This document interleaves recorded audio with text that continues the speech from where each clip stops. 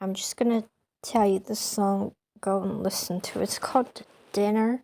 It's played by Yo-Yo-Ma, Yoyoma, and this person, Ennio Mari, and this person seems Italian. Please listen to it. It touches my soul.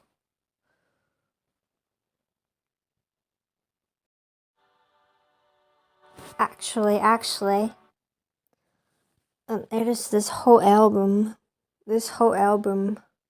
Yo-Yo Ma plays Ennio.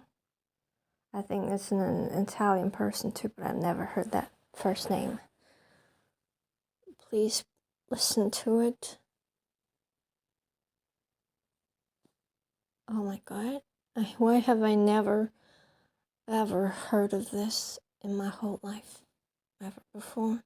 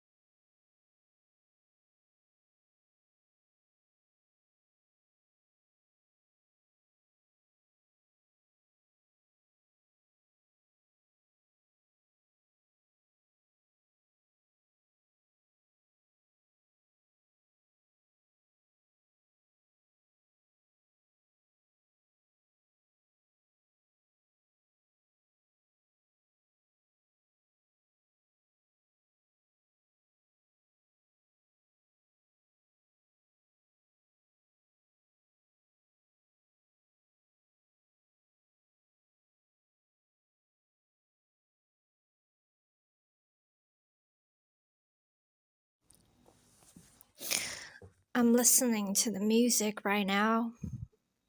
So this is the way I'm recording this without including the music into the video because YouTube will take it down for copyright. So I am listening to it through my headphones and recording through screen recording so that this could work because I can't turn on the camera of the phone while playing music through the phone. Well, I can use my other devices, but I am lazy. I'm glad that the headphones work.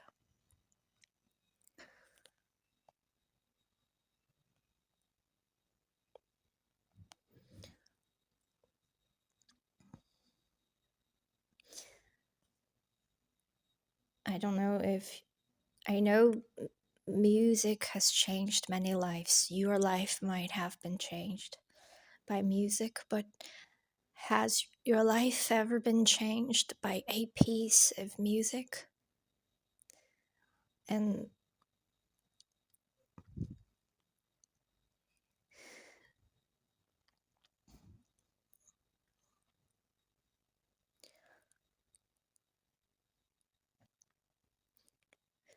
I have watched, I don't know if there has been 1,000 movies that I have watched, probably.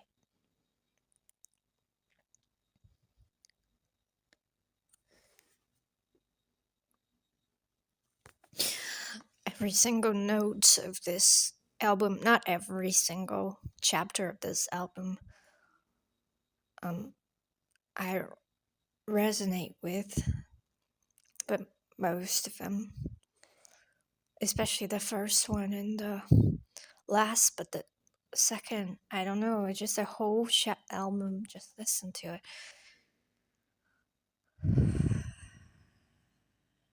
I was gonna say, I have watched probably 1,000 movies in my life. Maybe more, maybe less, no idea.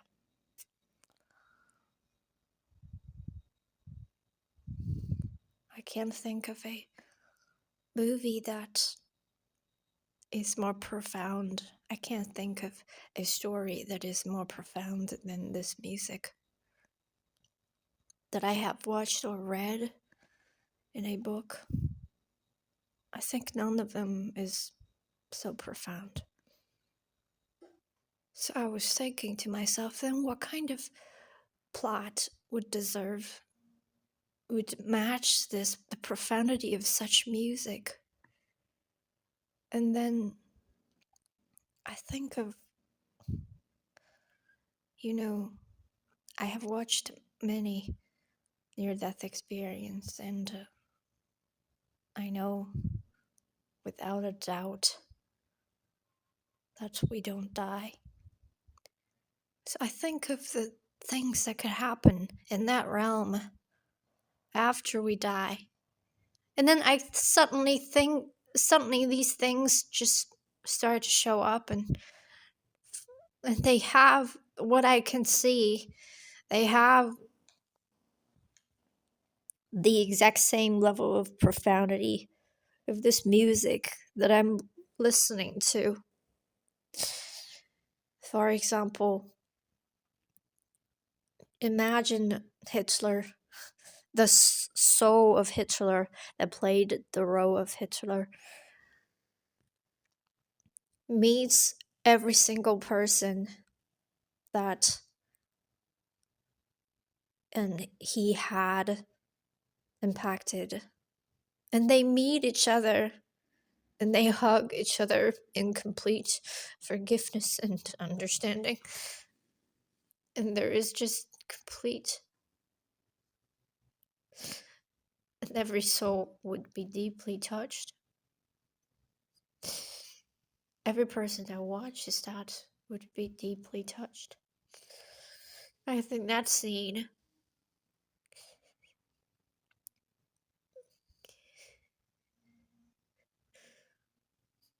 has this music, or I see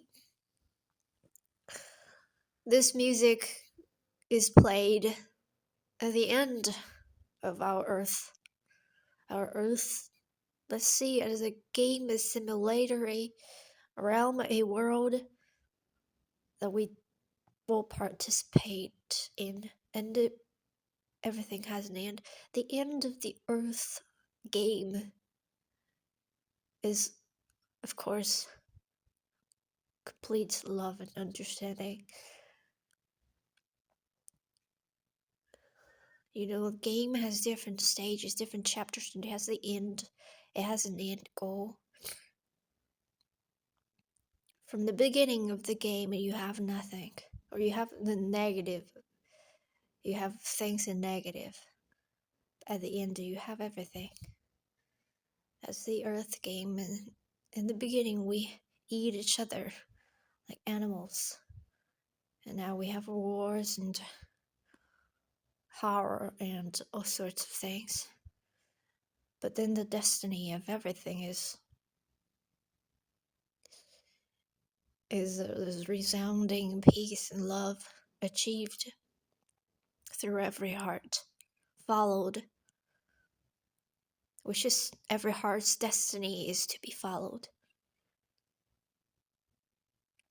No matter you are following your heart or not. It is a mini.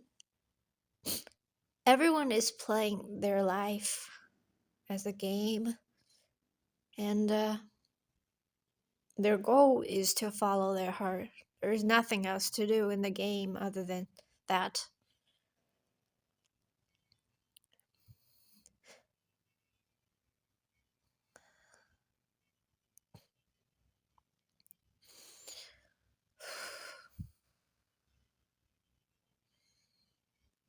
And then I think of my family. I think of specifically my mother is the biggest nemesis of the family. Not that we are real enemies. It's just there's just so much gap between us that it is possible we can never make it work. Or it's probably the best that we live separately. and never hear from each other because there's just so much gap. I'm not talking about conflict, but just gap. It's like a snake. Maybe it's not a good. It's like a snake and a fish just can't understand each other, can't live together. Snake can't breathe in water. Well, I'm talking about land snakes, and fish can't come to the land. Maybe it's the best that they live separately.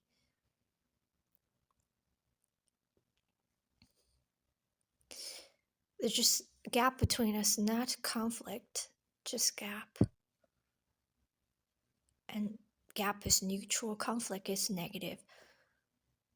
And I just think when we meet in the afterlife, me and my mother, we're no longer taking, or she's no longer my mother, and I'm no longer the role that I'm playing. Actually, I don't feel like I'm playing a role. I am playing a role, I think. The role of this, I don't know what it is, whatever it is. We meet, and she's not my mother anymore, and then we achieve understanding finally. There's finally understanding, and there is no more gap. And then that's when this music plays. That's when there is this level of profundity. I have watched so many movies. I actually don't remember many. I just don't feel like these movies are. They all have their stories. They are all profound, but nothing hit me as much as this music has.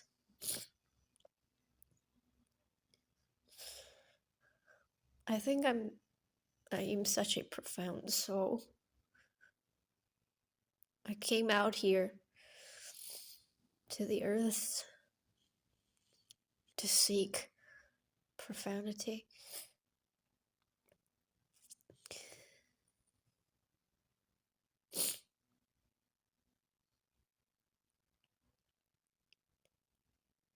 And there's something in this music that just cost me. I don't know what to do about it. It's like, it feels exactly like Destiny's call. I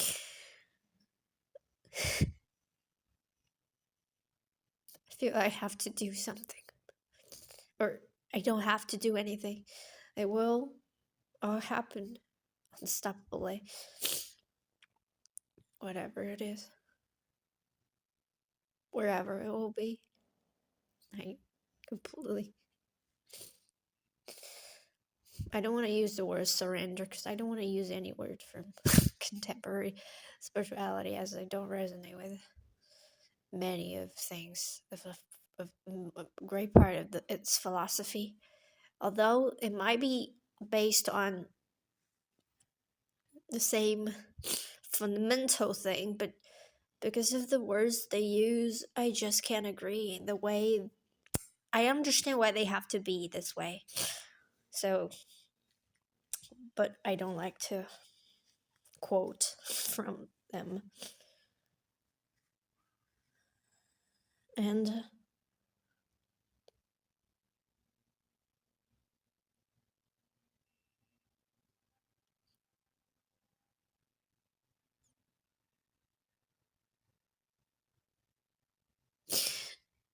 just can't stop.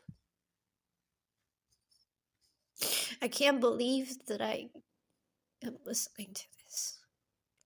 Of course, if something like this can exist, of course I can exist. Sometimes I wonder, why would I exist here?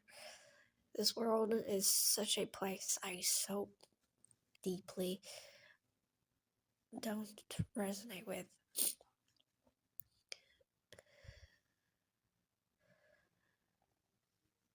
But if this music can exist in this world, then of course I can.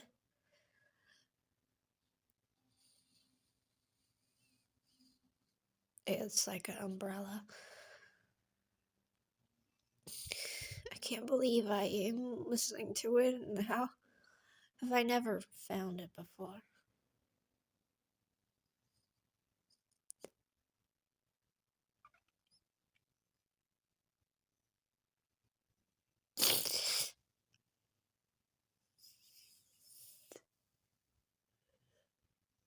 As if every note is made of a piece of my bone, and my whole being is being played through my ears. I don't know. My whole being and all the air around it is being played.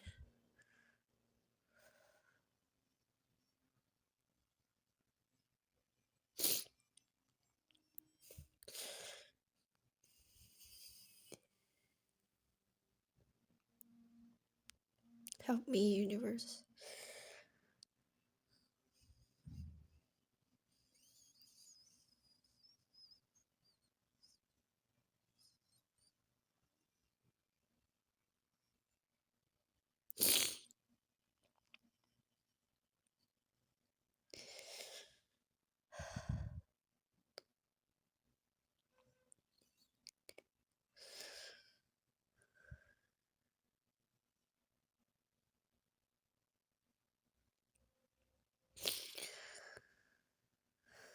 No idea what's gonna happen next for me.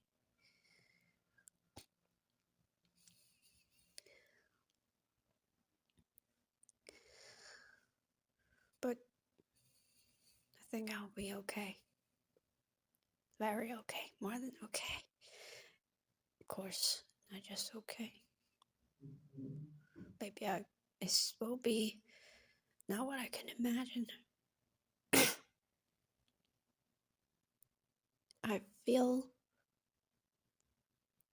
maybe I have been underestimating myself.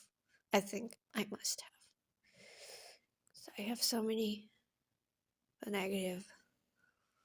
I view myself so negatively.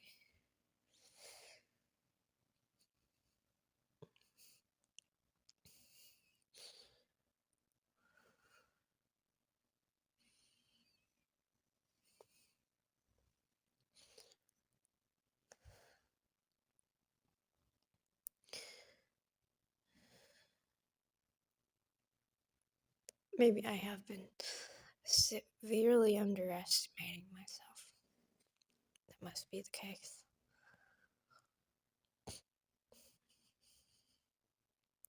Maybe I don't know who I am, even though I have thought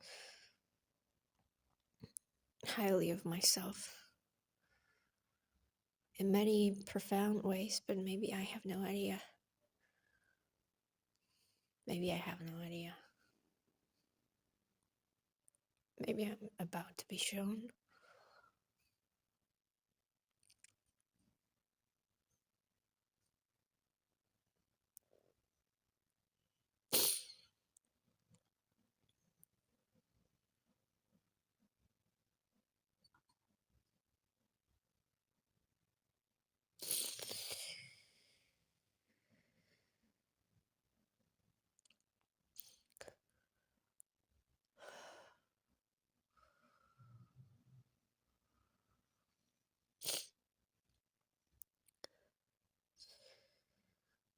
Wish I could just play the music as the background music of the video. Maybe you can find a way to listen to the music while watching this video. Or just listening. There's no videos, like a black screen.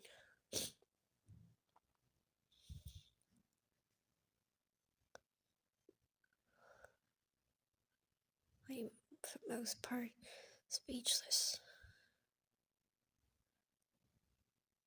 I wish I could express what I feel.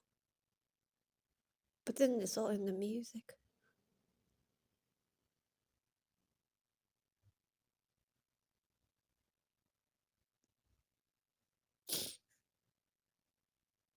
Or maybe it's not in the music, it's in me.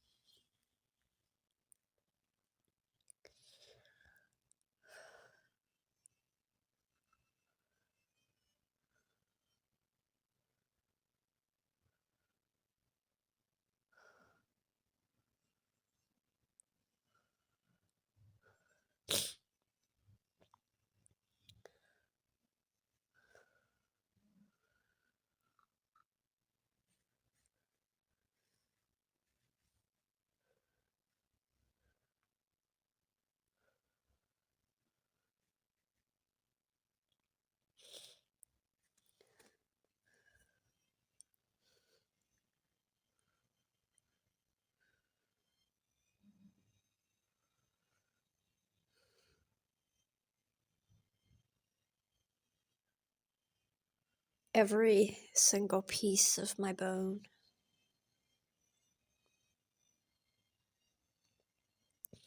Every single piece of my bone.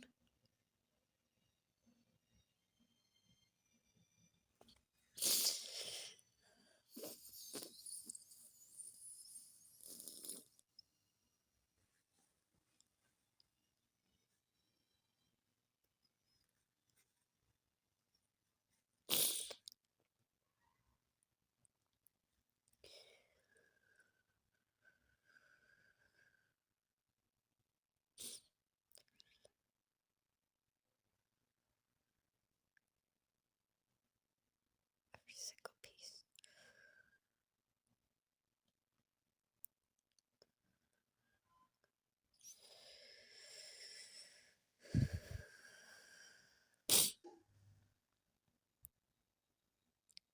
My life has changed.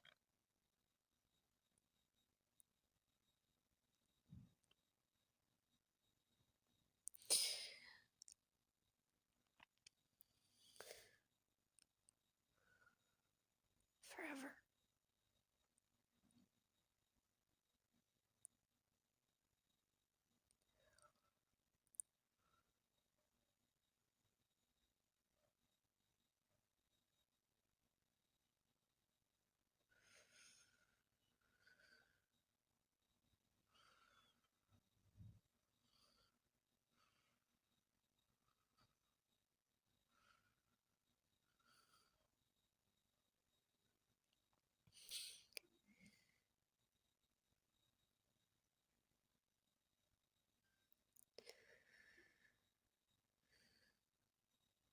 Every note is pulling a string.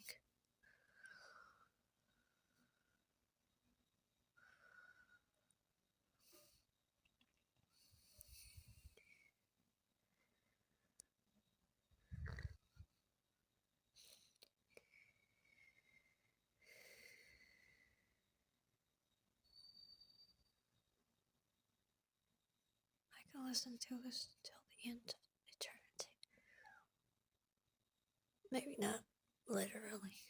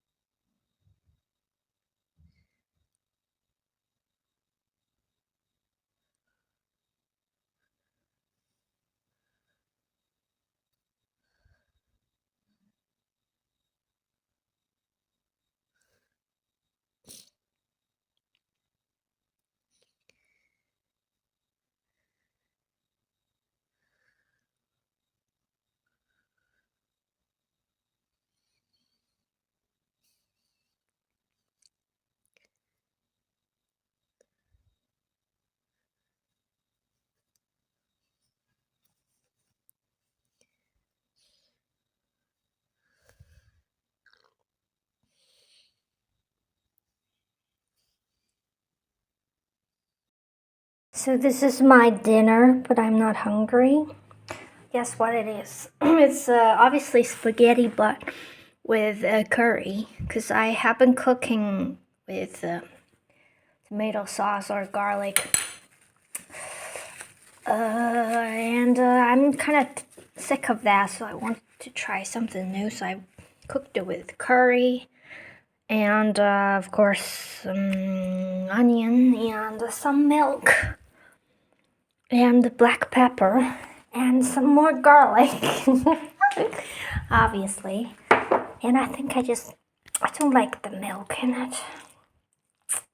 Or I added too much, but it shouldn't be too much because the recipe probably used even more. I don't know. I've never tried, spaghetti is supposed to be creamy, that's what they say. And this is very creamy. I've always wanted to have it creamy.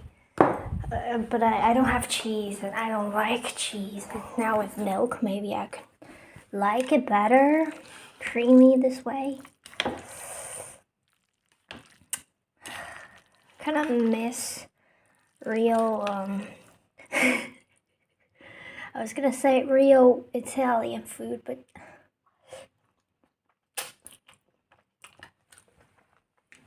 I started to wonder what traditional Italian spaghetti tastes like. This is great. I think it's now better. I will explore what else can I add. I added more garlic to it because the milk was standing out. It's kind of weird to taste milk when you're eating a salty dish. It tastes like milk, real milk. Kind of weird. I feel like I can even add more garlic, but I'm just gonna add more. There's a big bowl of it. I don't think I can finish it. In fact, I feel like it's more than enough. Oh my god, it has milk and I have to finish it, but it's impossible. What can I do? It has milk in it. I gotta finish it in one go. Shit, because it has milk in it. I can't leave it to tomorrow, right? Milk can't stay overnight. Especially mixed with other things. I don't know, can it? I'm not able to finish this. What did I have today? Maybe I can add like a lot of garlic to it. I will be able to finish it, in fact. Like I told you, if I eat raw garlic with other food, I can eat like a lot more than I normally can. So it's late. I'm kind of too tired to eat, which is never the case. If I don't eat now, in 2 hours or even in an hour, I'll get hungry like fuck. I'll be thinking about this.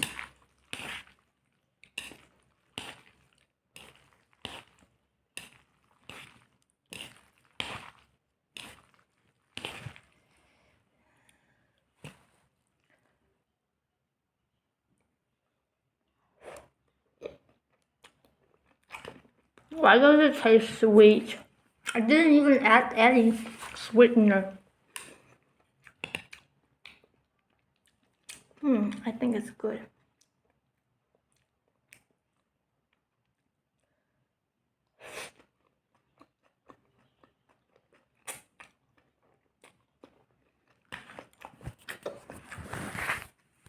I added a hell amount of pepper, black pepper.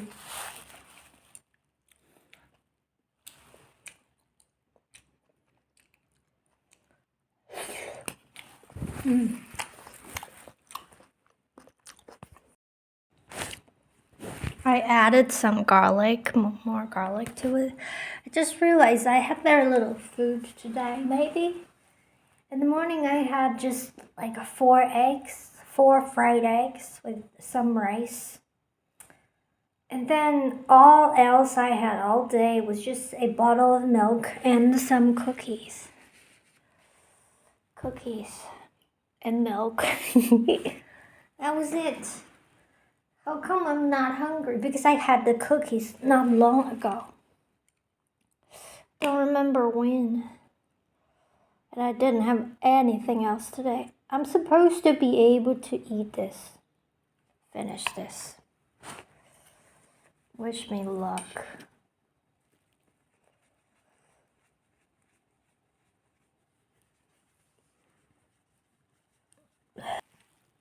I kind of miss the friend that I used to have.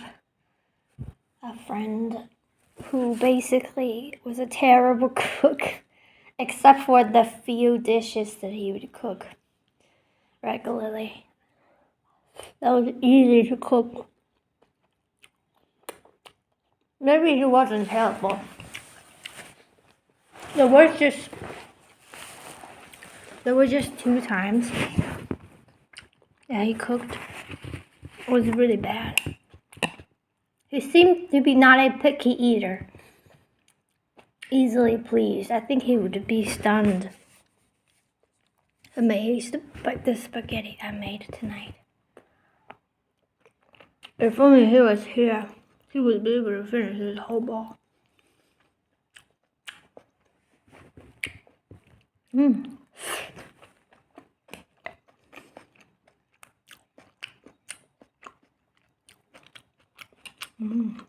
So much better. So good.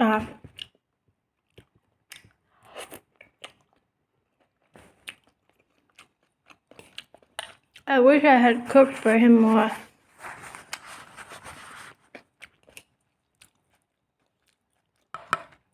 I'm someone that's food jealous, which means I kind of lose my mind when I cook, when we eat together.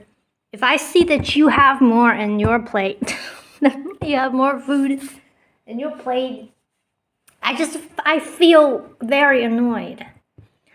Very unfair, I feel. Even though how come I never realized that he was almost twice as big as me? I mean, he was so much taller. And he's a male, by the way. And I wouldn't allow it that he had more food in his plate than me. Just really weird. How come I never came to my mind that he should have more food? Because he was bigger than me.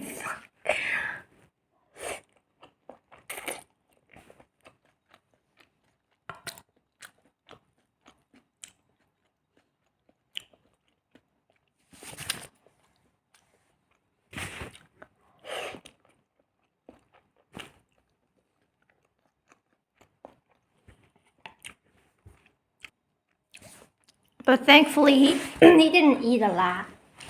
Like, he totally could eat more than I would.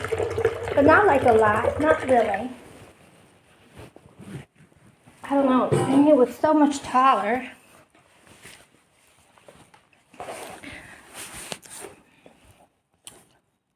He's supposed to eat like twice as much as I do. But I didn't allow. And he seemed to never, like, he agreed. He was okay with that. He never felt like he should have more food in his plate either. Like, that was just weird. Both of us never realized that he was supposed to have more. That was just so weird. How come I never thought of that?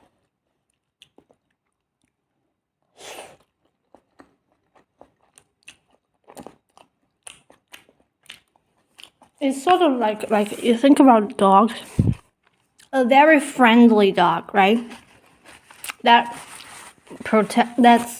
a food defender. You know those dogs, you can't touch them. You can't even be near them when they eat, otherwise they start to be aggressive. No matter how friendly they are, they can be as friendly as possible when there's no food involved. As soon as they're eating, you can't pet them anymore.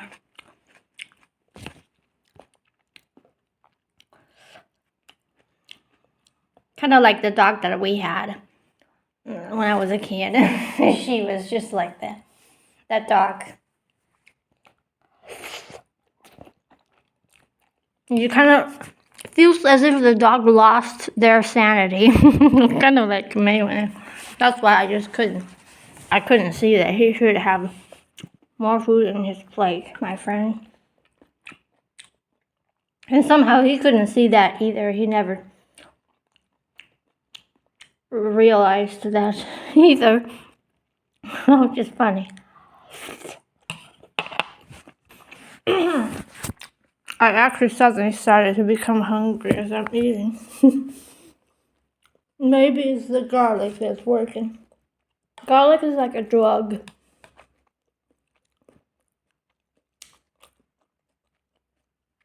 So great.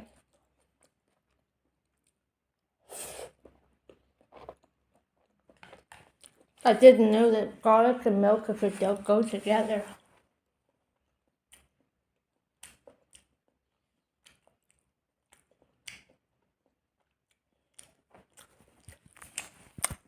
I'm gonna watch some food videos to help me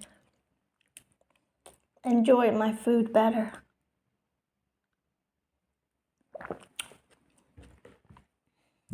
Watch some delicious food videos. Actually, it doesn't help me enjoy my food. Maybe it does a little. I don't know. I'll try. I think I finished 80 to 90% of that, which was actually not a lot, because I think it's the bowl that made it look like it was a lot, because the bowl is not a deep bowl. It is deep, but it has a wide mouth, right? So, which makes it look like a lot of food, but actually not as much as I thought. I had like 80% of it, and without feeling full, I just couldn't have any more of it. I just couldn't. I just won't use milk anymore in in food. It was just starting to. I don't like it. Just couldn't have any more. I was trying to eat more, watching some delicious food videos, but I guess I'm just not hungry, or I just don't like the milk, or I put too much of it, I guess. Because I opened a box of it, I had to use it, all of it, right? Because milk can't stay overnight normally. So I tried to add as much as possible. Also because in the recipe, they said they used a whole box of milk. So I just, I didn't like a whole box. I added like 95% of the box. And that was too much. But at least I'm not hungry, I'm not full. And I don't think I'll be hungry. Maybe I don't know, weird. But I don't regret trying it. I like to try new things. Why wouldn't anybody?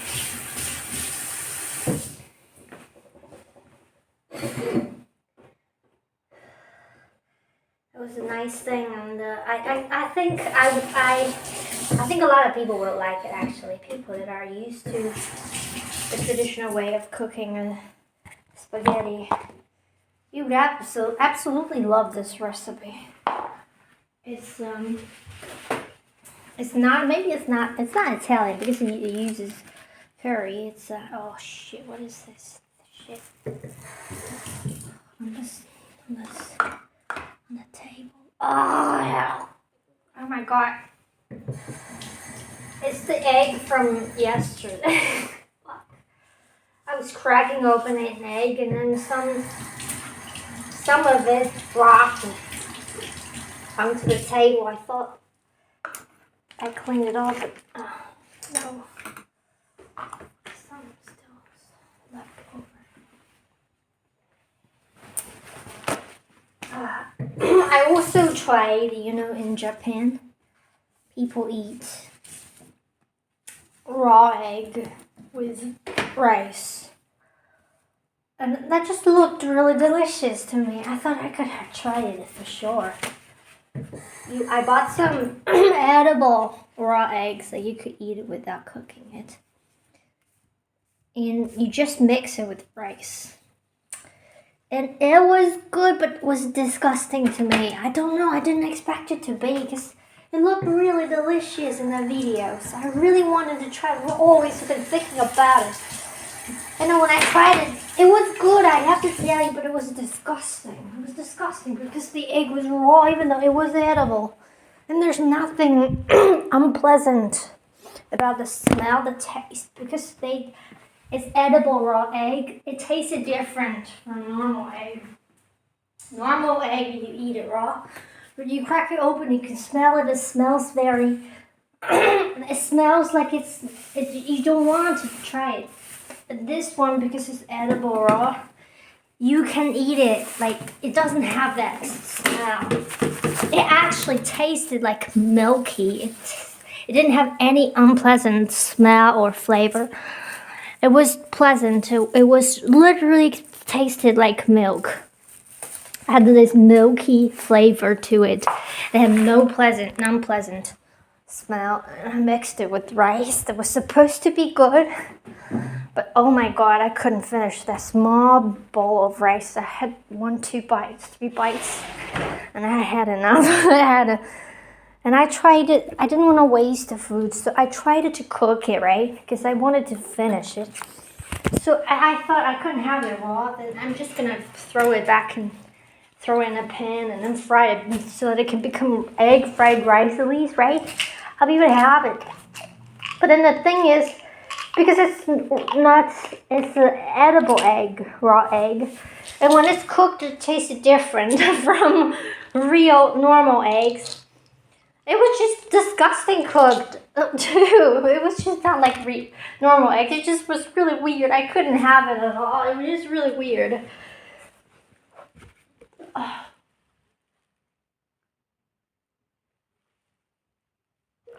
I'm taking my vitamin, by the way.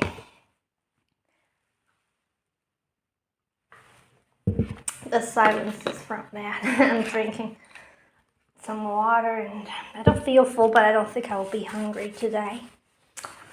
I'm getting ready for bed. Already stuffed all my dirty dishes in the fridge ready. Because it's not because I don't want to wash it, but because it's too late and I don't want to hang out in the living room when it's late. Because it's really quiet and silent there when it's late, when it's after 10 o'clock. It's just too silent. I don't like it. I normally just head over to my bedroom and stay the rest of the night in here. Covered up in my blankets, and it's much better than sitting in a cold and silent living room and completely silent. Not completely, but you hear no more human sounds anymore. Music gone. Everybody's asleep. Even the person I could hear their phone sound noise, like they were watching videos like TikTok or what. That sound I could hear, now it's not there anymore. And I was thinking, if I could hear their phone sound, then they probably would be able to hear me when I play my tinsel, I guess. Or maybe unless they are just kind of deaf, and that's why they turned up the volume of their phone or what. So what was I saying before talking about bedtime? I was talking about the raw egg, and it was really great. I would say if you are someone that can tolerate the raw egg, like the rawness, you would absolutely, I was great. There was nothing bad about the egg. It was just that because it was raw, the feeling on your tongue, oh my god, I'm eating raw egg. There was nothing unpleasant about the smell, the flavor, none. It was just the feeling of a raw egg. I just couldn't have it. And I think also because Oh, you shouldn't eat it quickly. It was raw egg. You couldn't store, if you, actually, you could. Yeah, you could eat it, like, if you store it in the fridge like normal eggs. After like maybe a couple of days, it's no longer edible raw. I don't know what I did with it. Like I said, I tried to fry it. I think I tried again, and it was disgusting because it tasted different from normal egg. I don't remember the taste when it was fried, but it didn't taste like egg. I don't remember at all what it tasted like. I don't remember what I did with them in the end. Maybe I threw them away. I don't know what I did. But there was nothing I could do. I couldn't force myself to eat something disgusting. And then I tried some. Another thing I tried was this Russian smoky fish.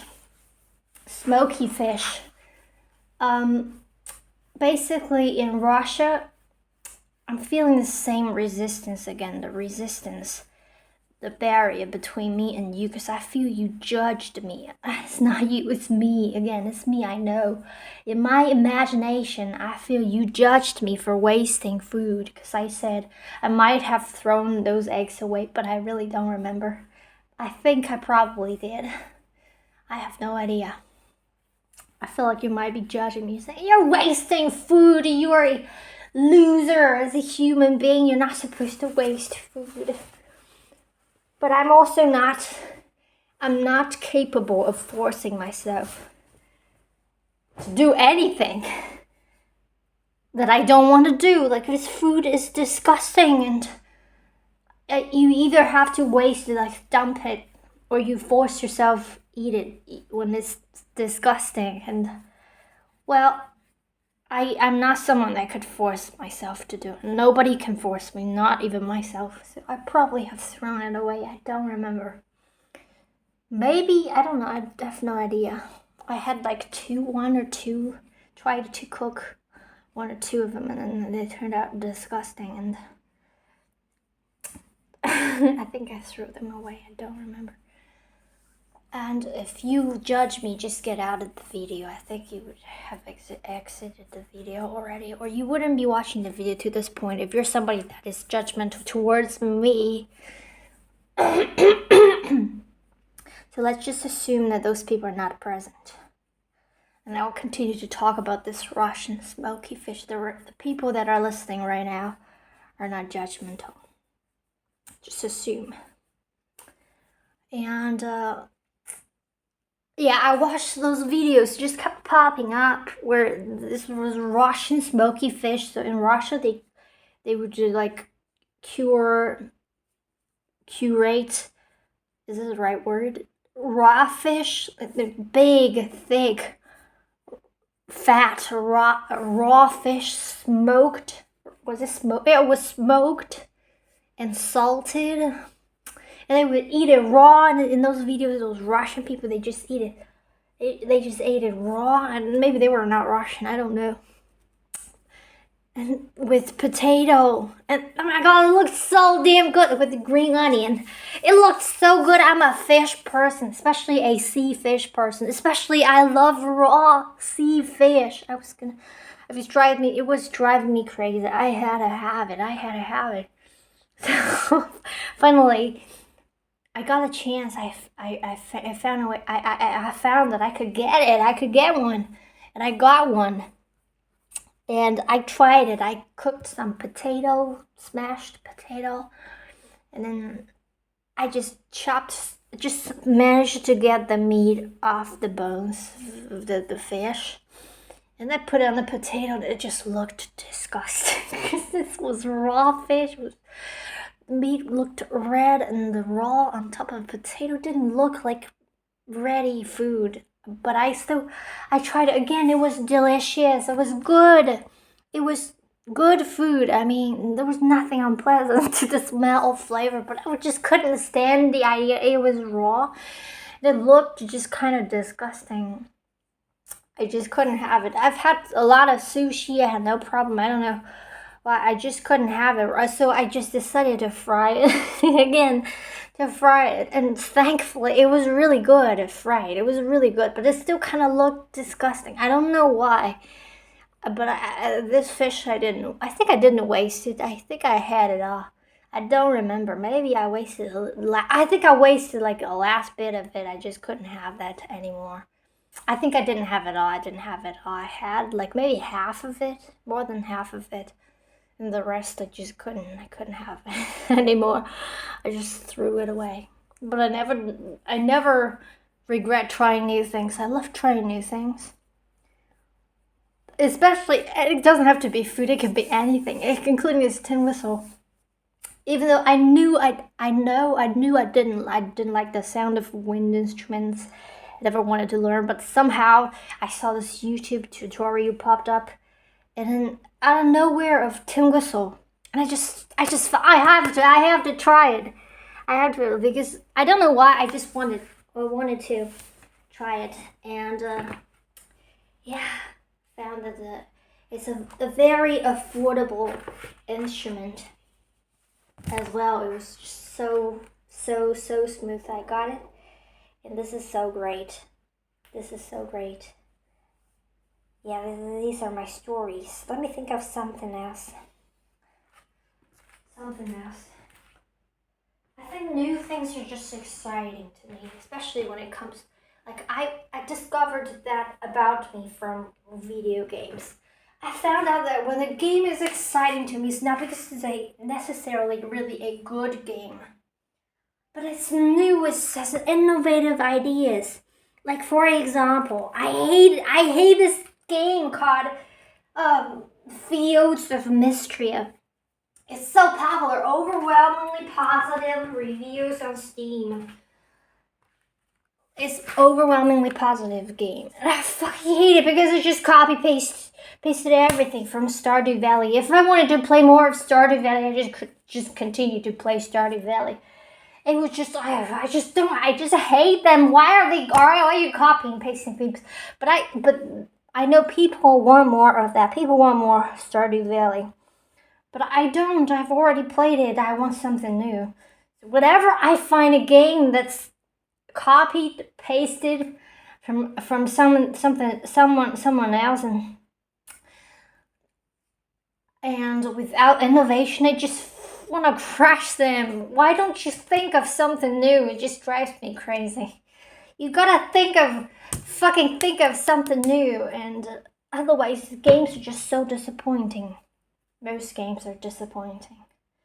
They're just so dull and boring. There's nothing new. It's just a different skin, especially when I find a game that which the art of it that I really like the art.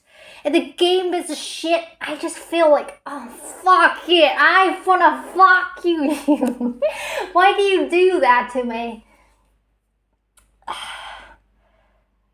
Like, I don't even want to name them. There's too many. There are too many. Not too many, actually. Not too many. And I have also found many games that are really great. Most of them are only great for a while until they become repetitive. You don't want repetitive, but you don't want first repetitive compared to other games. You don't want a game that has everything that other games already have. That is 1.2 1.2 is you want inside the game it becomes repetitive. You don't want the latter part of the game the same shit as the early part of the game. You don't want to be doing the same stuff over and over. What is the point of that? Unfortunately, some games are just like that. Some games that really excite me in the beginning. Everything new. I can not like the art at all, but the game's new, is innovative, and it works. It's just so exciting. It just blows my mind. I love it. And for example, this is the game I'm thinking about. It's called Littlewood. When I first started playing, I was so excited. I didn't like the art a lot because the people are so little. The characters are so little. and I didn't like the colors. They are highly saturated. They're just not so harmonious. Maybe later on I got used to it. I didn't like the green, the shade of green they used. It could be lighter than that. It could look a little warmer. I just think it's a little bit too deep, too dark. But maybe you wouldn't think you wouldn't agree at all. But I'm really sensitive to colors, but the game is completely different. You would expect it. It's say like you can say it's like a farming game, almost like a farming game. And look at the style. You might think it's just like another Stardew Valley, but it's not at all. It's completely different. Everything about it completely different. Unfortunately, after playing for a couple of hours, not a couple, like 5 hours or 10 hours, I think I played for less than 10 hours. Probably just 5 hours. It just completely completely repetitive, and that was I fucking hate them. That was it. That's me. And I love games that make you so curious, right? The games that you just want to explore, and you can do anything. You're completely free. That's why I think I said in a previous part of the video or in a previous video that I don't like action games because you are forced to do things. You're forced to fight when someone comes to your face. You don't have any choice. You don't have any freedom but to fight them. In the game, you can't do anything but that. There's no freedom. I don't like that. I like in an open world you can just, and that's why I don't like it, like most games that which always have enemies or monsters in them. There is no freedom when you encounter a monster. You are forced. You don't have freedom. You're forced to react. Some people might say, "Hey, you are free." For example, I fucking hate Zelda because there's so many enemies. You go in and you gotta fight them. Whenever you see one, you either run away or you have to fight them. No matter how much freedom there is to in the I'm talking about the Zelda on Switch. You have to, like, there's so many ways to kill a monster, but what I want to do is I want to have the freedom to not to react. I can just walk past them without having to attack them. Why do they just have to be hostile? Like, maybe just make them attackable, but not necessary to attack or to avoid or hide from. I don't like that. I want complete freedom, like complete peace. And that's what you can have. Maybe that's the reason why I like Stardew Valley. You can do whatever the fuck you want. You can do nothing at all. You don't die. Like, you're not forced to do anything.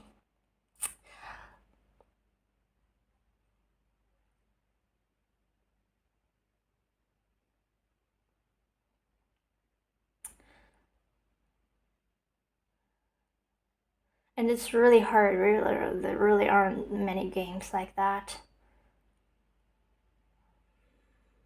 Like an open world. I know Stardew Valley isn't open world, but the world is like big enough. Maybe not big enough, but it's just there's so much to do. Even if it's a small world, but you can do anything. There's so much to do, and everything's so fun. And because you gotta decide what to do, and I just like that.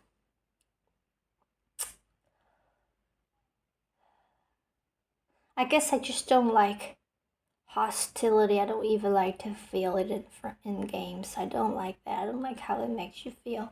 Don't you already feel enough of that in your life that you want to feel even more of it? And when you are trying to have fun, when you're trying to like hide away from real world, and you want to feel more hostility in the video games.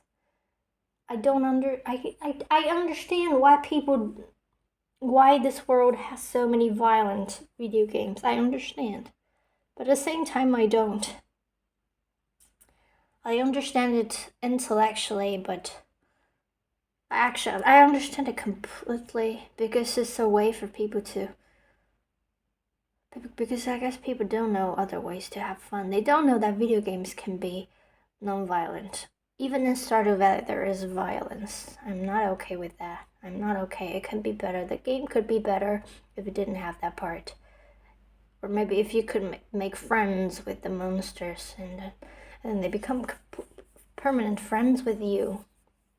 Games don't have to be competitive or violent.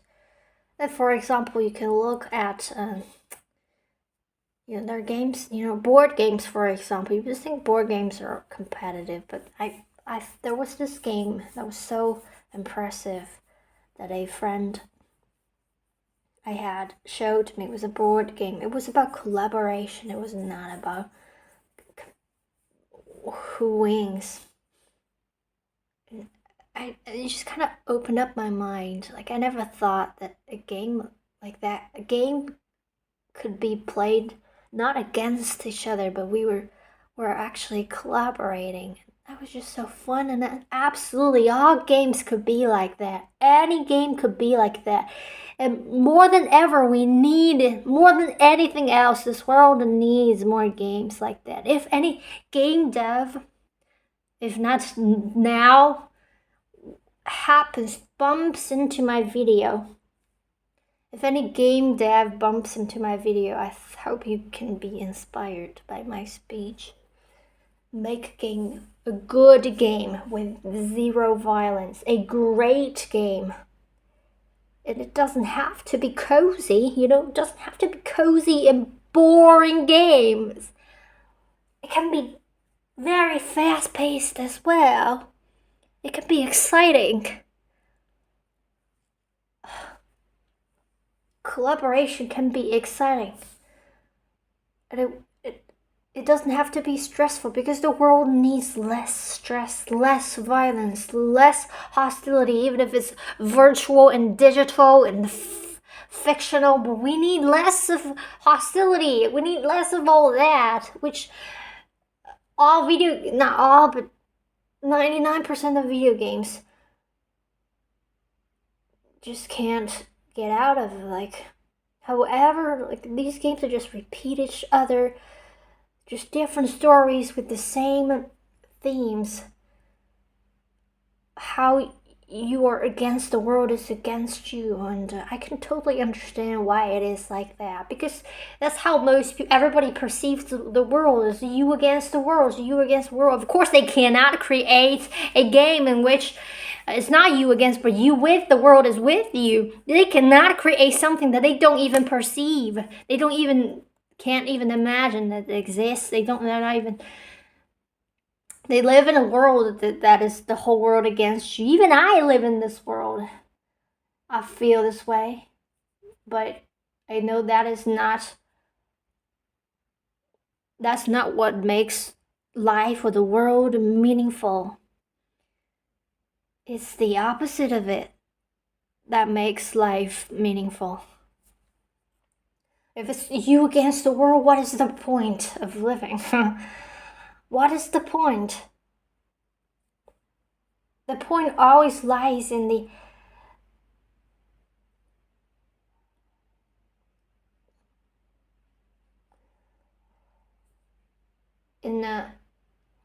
heart-centered things, and that is always not against competitiveness, violence, hostility.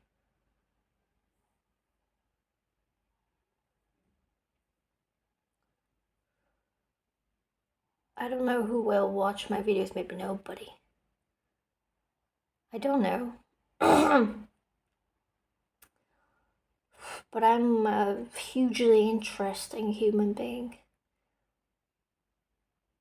As far as I know it, I have seen millions of people all over the internet, all over the world. I don't know, I'm not seeing anyone like me. And I'm not boasting. I'm just feeling genuinely happy that I am not like anybody else I've seen, because I don't like how they are, because they are not heart-centered. And I'm glad that I am. Maybe that's why it feels good that I'm different from them.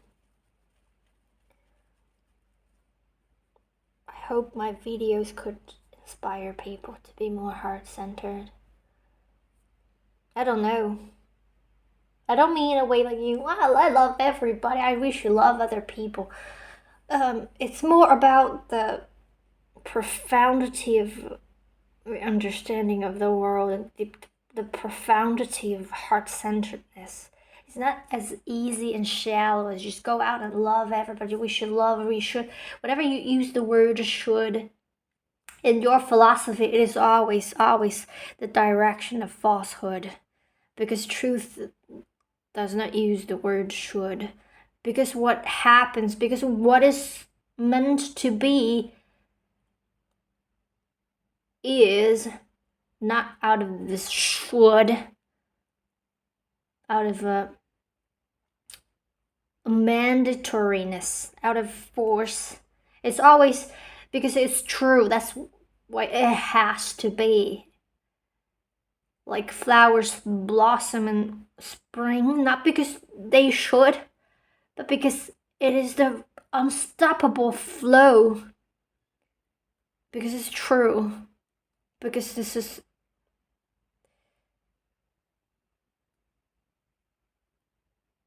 love feels good, not because it should feel good, because it unstoppably feels good.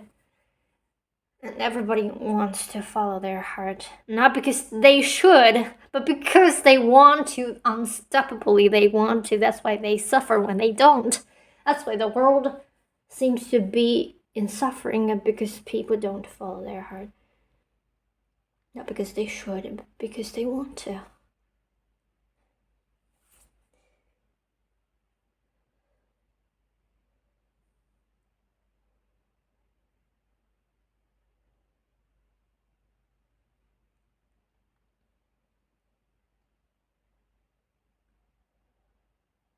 But I hope I'm not putting you in any sort of cynicism, or I don't know. I'm pronouncing the word correctly or not, or some cynicism. That's all.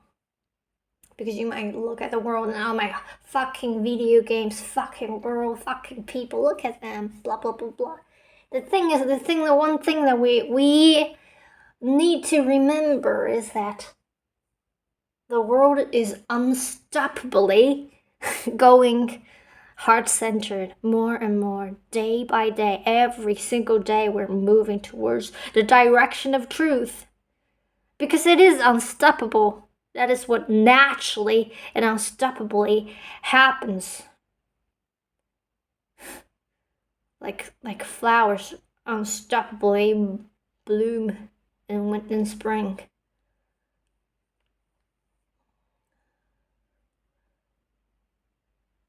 Like when you throw a ball, it unstoppably falls onto the ground. Because that's what's true. Not talking that it has to, because it has to follow the law. There's no having to. Can't you see it? If you like, let's say you are a artist and you want to be an artist, is there any should or have to in there? Like you should anything, any external force outside of you making you, or you're forcing yourself to want to be an artist? No, there's nothing. It's just like a flower. It just blooms, and you can't possibly stop it. And when your father forces you to go and study law in university, you can't, you unstoppably feel that it is not right. You unstoppably feel dissonance in your being, because you want to be an artist.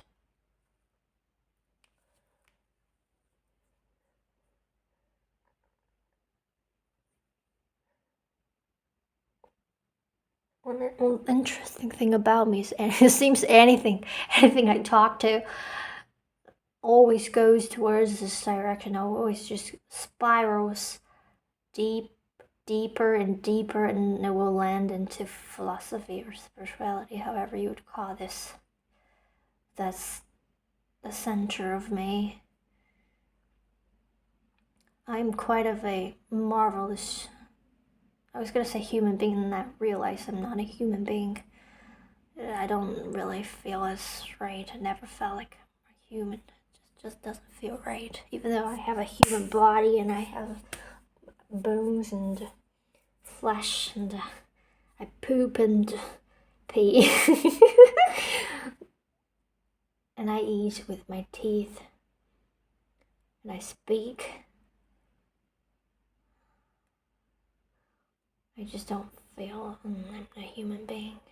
When I say I'm a human being, it just feels... It doesn't feel like a... Oh my god. It feels just amusing. Because it's so wrong. It feels so off. It feels so... completely not... It just feels so off. I don't know how to describe it. That it's amusing. It's like when you are, let's say... If you identify as a... It's like when you say, I am a dog. You know you are not a dog when you say, I am a dog. I'm a dog individual. A dog being. How does it make you feel? It just... Because it's so off and obviously off. Obviously wrong. And then it just feels funny.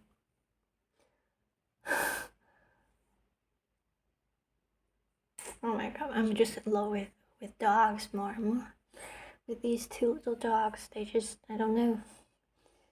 Oh my god, I feel like I'm loving dogs even more. I thought I'm loving them less, but then I realized I'm loving them more. Yesterday I was thinking, actually, maybe I don't like dogs. Not yesterday. A couple of days ago I was thinking, maybe I don't like dogs as much, because I don't like the idea that I have to walk them every day. Or I don't like puppies, because look at these two. They just always fight and they want to bite you and they hurt me. It's just so boring being with them. But then I was thinking maybe I don't really like dogs. But then I realized, oh my god, I actually really, really, really love them. I just started to cry. I don't know, I like dogs. Maybe more than I thought. Always thought it's just quite of a surprising turn. Because I was convinced that maybe I actually don't like dogs as much as I had thought. But now really I think about them. I think about their little nose, their long face, and their hair and their ears, and their little mustache. The beard, how do you whiskers? The whiskers, that's the right word. And the way how they just let you touch them wherever you want. Not like cats. And they just very nice. I love them, maybe. I don't know. But I guess I will not have a dog. But I kind of feel like it's necessary to have at least two dogs, because when I look at these two dogs, I just feel nobody can play with them as much as they can play with each other. I just feel like you can never play with a dog as much as a dog can play with a dog. I just feel like if I will ever have a dog, I will have to have two of them. But then because I don't like to walk, I don't like that. I think I need a lot of alone time. If I will have a dog, I will be with the dog 24 hours. Maybe it's a little too much. I don't know. Because even being with these two dogs, I just feel like I just can't not feel. Maybe because when I'm with animals, I don't treat animals like animals. Psychologically, I don't treat them as animals. For example, these two little dogs, I literally feel like they're just like children. I'm not seeing them as animals. I don't mean it like intentionally. I'm trying not to see them as animals. Just unintentionally, when I think of them, I just think of they just are just like two children. And really, they are really annoying, and I don't like that. I don't like those children that are so annoying, right? Those kids, some kids are just so damn annoying. They destroy things, just like these two dogs. They just try to bite everything, try to hurt you. And, they kind of punch me on the face. They have punched me on the face. They have, they have broken my skin. That day, one of them just punched my glasses off my face, and they didn't do it on purpose. They were just happy. I mean, they were just trying to include me in their games. But yeah, maybe that's why I just can't always have. For other people, they like when they're with animals, they're always in peace. But for me, being with an animal is pretty much like being with another human. There's pretty much no difference. And it really entirely depends on how this individual, they're all individuals to me, like psychologically. So for me to be able to be with a dog, I think the dog has to be very calm and peaceful, quiet, and an introverted person, basically. Like, I cannot be with an extroverted person. They always try to interact with you. They're always fussing with something, trying to, like, not give you alone time. When you're with them, you feel like they always try to interact with you. I think that's maybe not okay with me. I don't know. Maybe it's just this period of my life, which is kind of weird, right? I'm already alone, and I could be with the little dogs for like an hour. I will have to take a break. I would feel like I need to get a break from them, even though they're not always interacting with me. They're just playing with each other, biting each other most of the time. And then when they're tired, finally, which is not so often, they come back to me and interact with me, expecting for a treat. Today I didn't have any treat, but I didn't stay for long either. They still kept coming back to me. Because I think most people, everybody almost, would give them something to eat. Because they run around there freely, and there are many passerbys, right? And, many people love dogs. They would give them something. They always expect something from you. As long as you're there, they always expect something from you. And tomorrow I'm gonna see them again, and maybe I think I will bring the treat. But I don't think I will get more treats for them. I got another bag of just a very small amount of dog food, and then when we finish that, I think I will not give them any treats anymore, unless I want to. Not because I want to become entertaining or interesting to them, because I don't like this kind of relationship. I don't like that I have to give you something for you to want to be with me, right? I don't like that with not humans, apparently, and nor with animals. So I would just only bring trees when I want to. I want to tomorrow. I want to bring the trees. I kind of want to. I like when I give them something. I just don't like that feeling that I feel like they just want me because they're expecting something from me. And if I don't have anything to give them, they will just not. They will just not give a damn about me anymore. I don't know. Because they don't seem to need anybody. Because they have each other. They don't seem to really need anybody else. Like, they're just having enough fun being with each other. That's why I thought, like, I guess I will have to get at least 2 dogs. But I don't want to. I kind of want just 1 dog, for myself. But then I just feel like I'm not able to do that anymore, because after seeing these 2. So maybe I would just not have any dogs. It's quite a complicated thing to think about. I've always thought I wanted a dog. But maybe if I ended up living with other people, we would be able to own more than one dog, more than one animal. So I will always be able to have my alone time whenever I want to.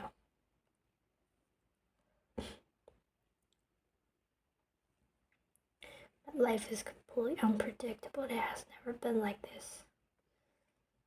A third topic just opened up. I was talking about food and then video games and then these dogs, and then I started to talk about now it is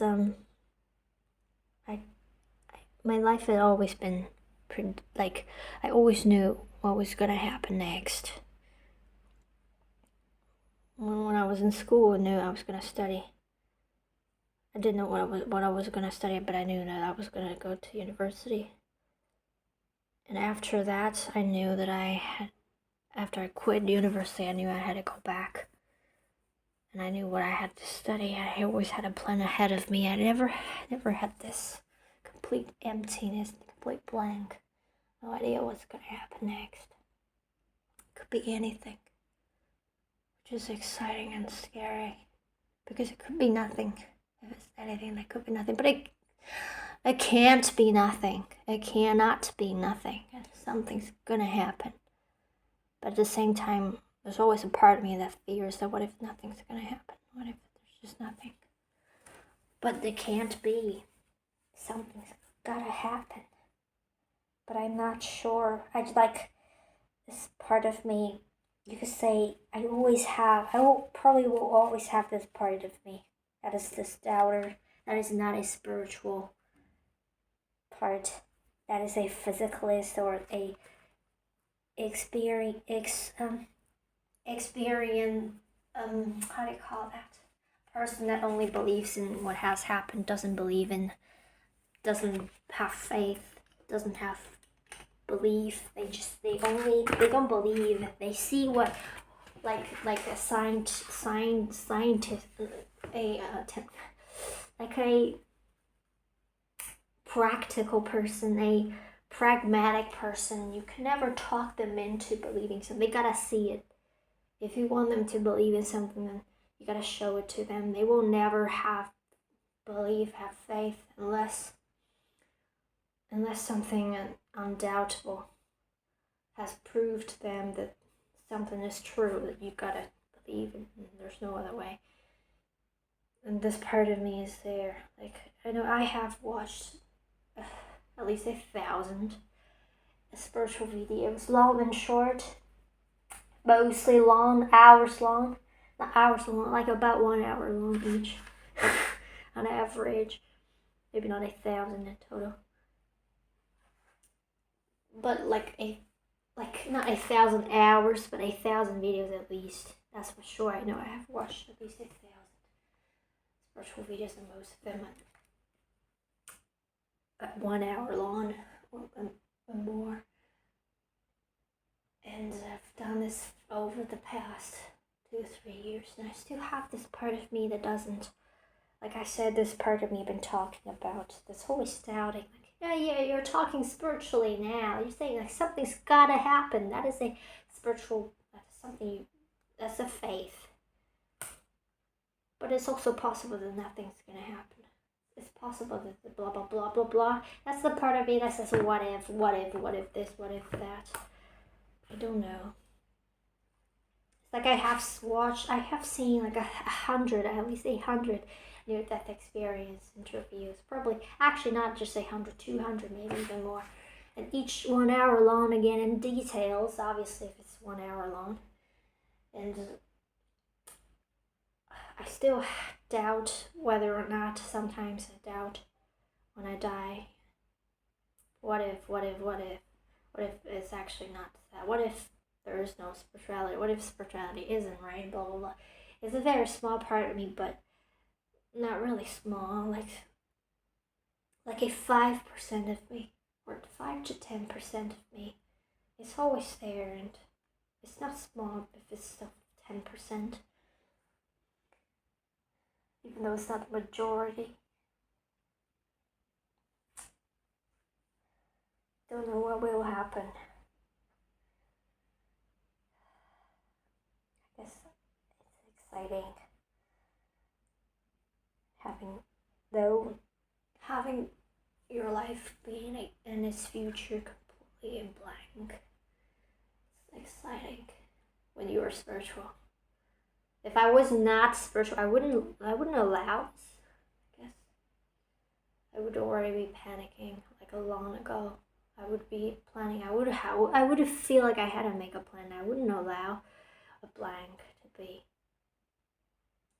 not for more than a couple of months. That's been a couple of years, and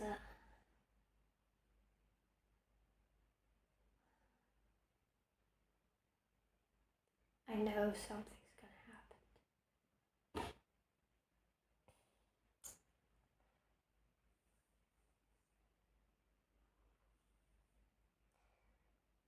It can be anything.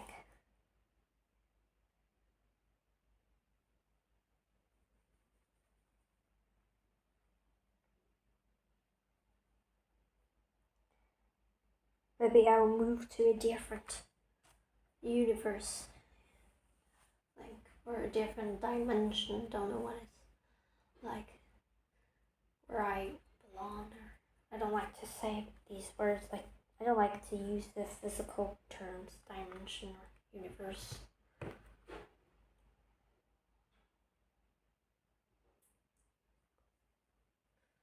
As if this one is real. This one isn't real. This one isn't a dimension or a universe. It is it's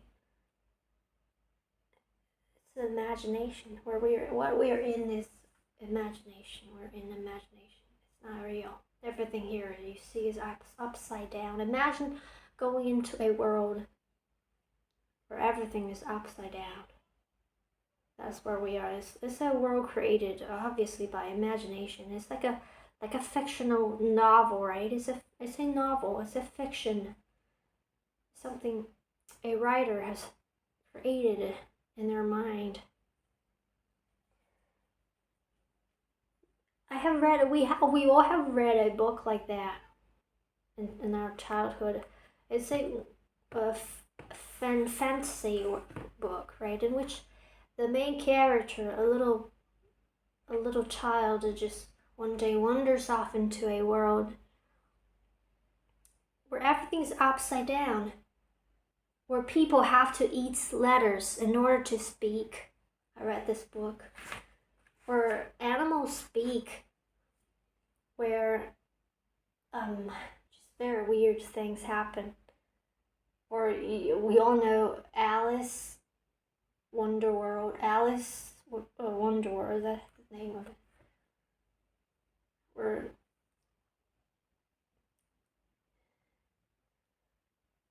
she is so big and the door so small she couldn't get through. And the poker cards are soldiers, and Bonnie is big. She's like a dream, and that's where this world is. Where wars exist. Wars is something that in which we kill each other. That's something as bizarre as that exists. Obviously, this isn't real. This is a dream. This is this is an imagination. It isn't a dream because it seems to be a world intentionally created. Dream is like a unintentional, a subconscious, sort of like automatic. I don't like the word automatic, but just to help you understand, this world is what we have created intentionally for some reason. It is a good reason. I mean, a heart-centered reason, and I don't know what it is yet. I haven't figured it out, but I know, but there is no doubt, no room for doubt that the reason this world exists is a heart-centered reason. So there, in spirituality, there are many, all sorts of explanations telling you the meaning of this world, why we're here. They give you all sorts of the different schools of spirituality gives you a different theory, a different system of explanation of that. But I find that most of them, or probably more, all of them, not heart-centered enough. They always come with something that isn't heart-centered, meaning some external force, or I don't know, it's kind of an abstract idea. If you're not a heart-centered person, if you're not a fundamentally heart-centered person, you can easily get driven.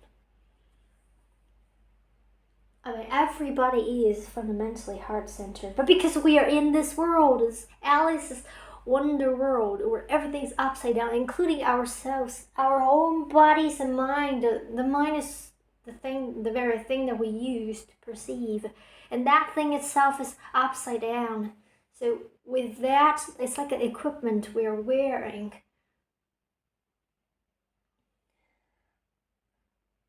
It's like Alice takes a pill that makes her small, very small, and everything else looks large. She isn't experiencing being her normal self. Because we use this mind that is also a part of this imagination, this world. I call it the imagination.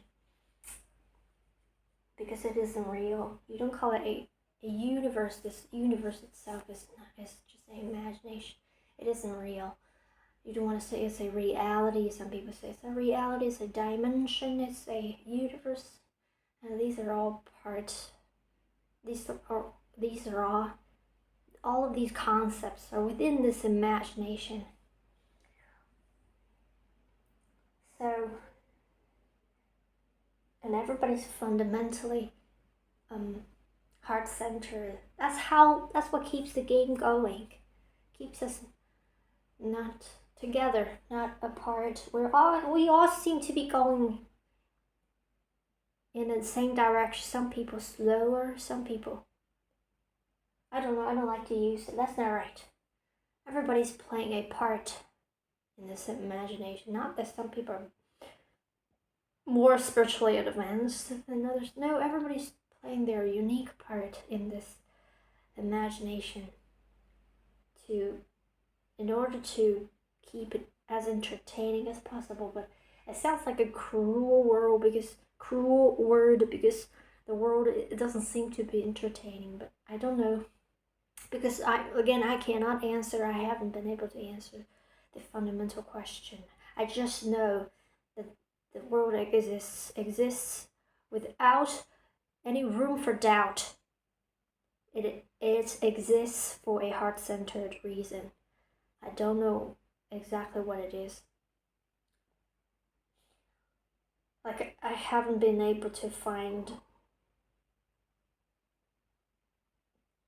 the answer to this, an answer that I would be able to resonate with from my heart. You can easily answer that question. You can say we are here for love, but then I haven't been able to find a way to understand it at a felt level. A feeling, again, feeling is the only way to truth, and that is the common ground we must share in order to have any meaningful conversation. If that is not what you believe, or you're willing to believe, then there is no common ground on which we can have any meaningful conversation. I know in spirituality people have different beliefs, so you gotta find what resonates with you. If this doesn't resonate with you, I don't think you'll be watching this video. And I think anybody that watches this video, nothing is random. Another thing that must be true is that nothing is random. Nothing happens. There is no coincidence in the world, no luck. Nothing happens just randomly for no reason at all, because we're in a intentionally, because I don't, many things I can't explain to you logically, and you don't need me to, because you're someone like me. You understand perfectly what I'm talking about. And if you're not someone like me, or someone that can fundamentally understand me profoundly, you wouldn't be drawn to watch this video, not to this point. I think. I'm not sure about that, but I think so. It's been long enough to have filtered out everybody else. I mean, other people that cannot fundamentally understand me would find me talking about bullshit. They wouldn't be interested. They would have been bored out and left early. What's left now are the most interesting people in the world. I didn't mean to say it. It just came out of my mouth. You and I.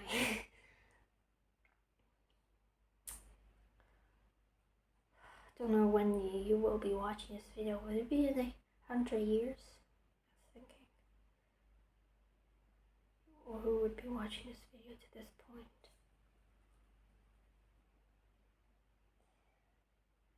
Anyways. Is there anything else I want to say? I'm gonna take a shower. Go to bed. Meaning, go sit on my bed. For a couple of hours and sleep. Maybe for just an hour, depending on how late it is right now. Actually, not later though. Just 12. It's like it could be 1. That would be very late. 12 is not. Somehow the number 12 is kind of exciting to me. 12 because it's noon, right? Noon 12. So midnight 12 just is like noon 12, just the same number. It's the same number. It's still exciting to me. Just like 12. I like even numbers. But I like 5 too, because 5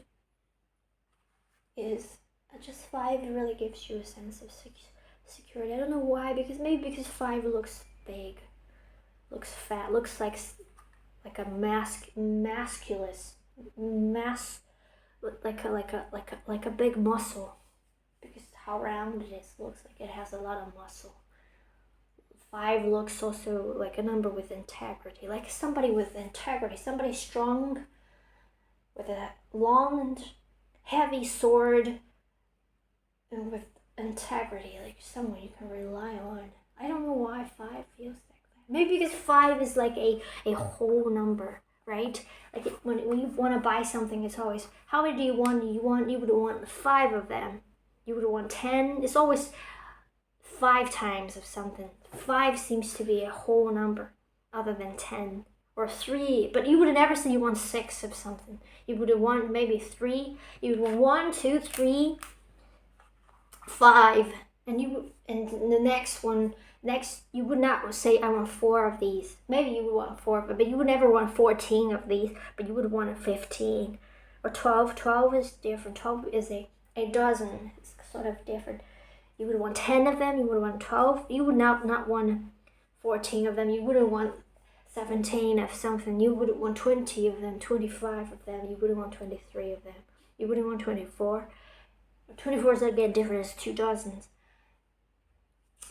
5 is a whole number, so I guess that's what it feels like. It feels safe. 5 feels reliable. And yes, I would say it's my favorite number. I don't have a favorite number.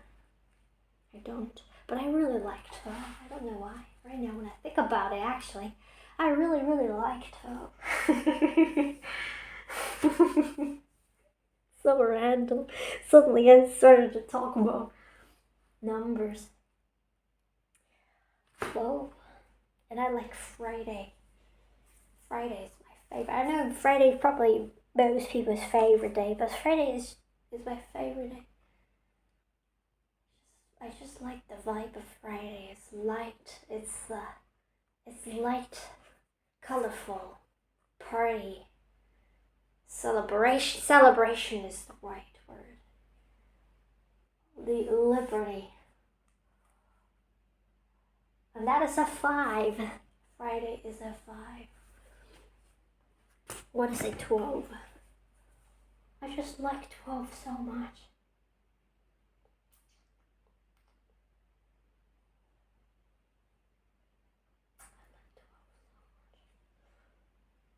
12 feels like a person. I don't know. Feels like ease. Maybe because it's noontime. And noontime Is it time again for break? For a long break? Or something like that, I don't know. So much.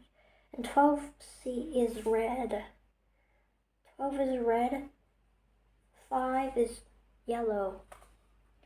Bright yellow like star. Okay, when I see some numbers give me colors as well. Many numbers are colored for me. When I think of it, I think of this color. It comes with a color. Not that the number itself is colored, but it's just tied with this color. What I see, and letters too. Not every single one.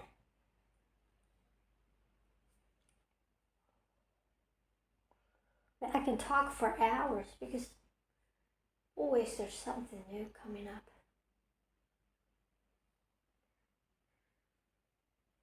But I've never really talked in my life. Not like this. I mean, I've talked, but not like having deep conversations. I can never have enough deep conversations. I've never had real deep conversations with anyone. So freely. I can talk about anything. Because you can't really talk about anything with.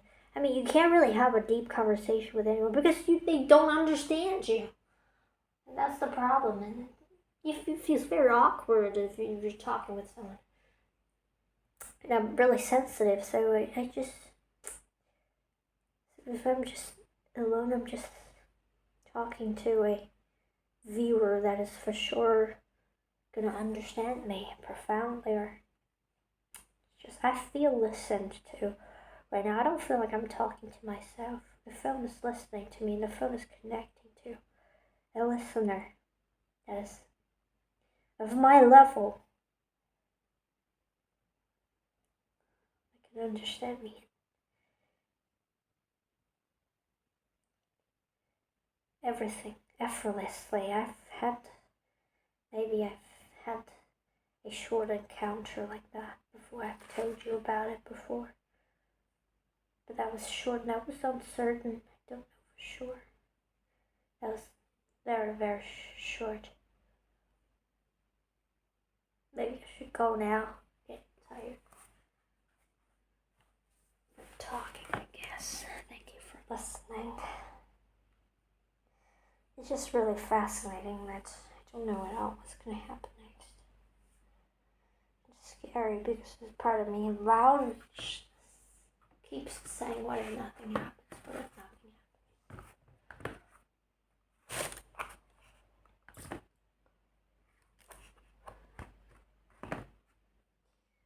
I want to tell you something else that's really exciting. Is I found a book of Tim Whistle.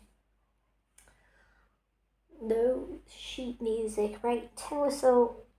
Well, actually, I don't have to read sheet music to play. Like Tim Whistle has a different way of how do you call that? Like the guitar has this 6-string sheet, six. How do you call that?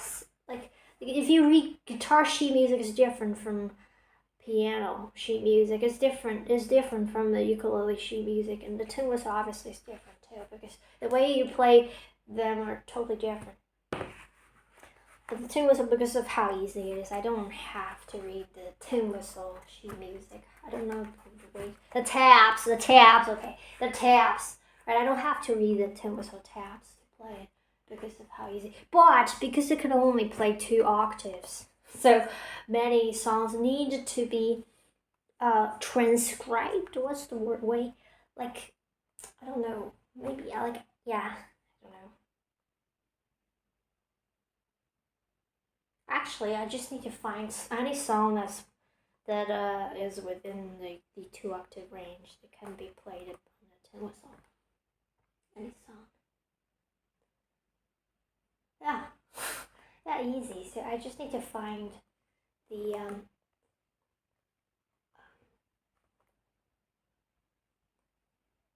but you can still I don't know. I actually don't know now anymore what I'm talking. I was gonna say like it doesn't matter. I don't actually know how to explain that in English. I don't have those professional musical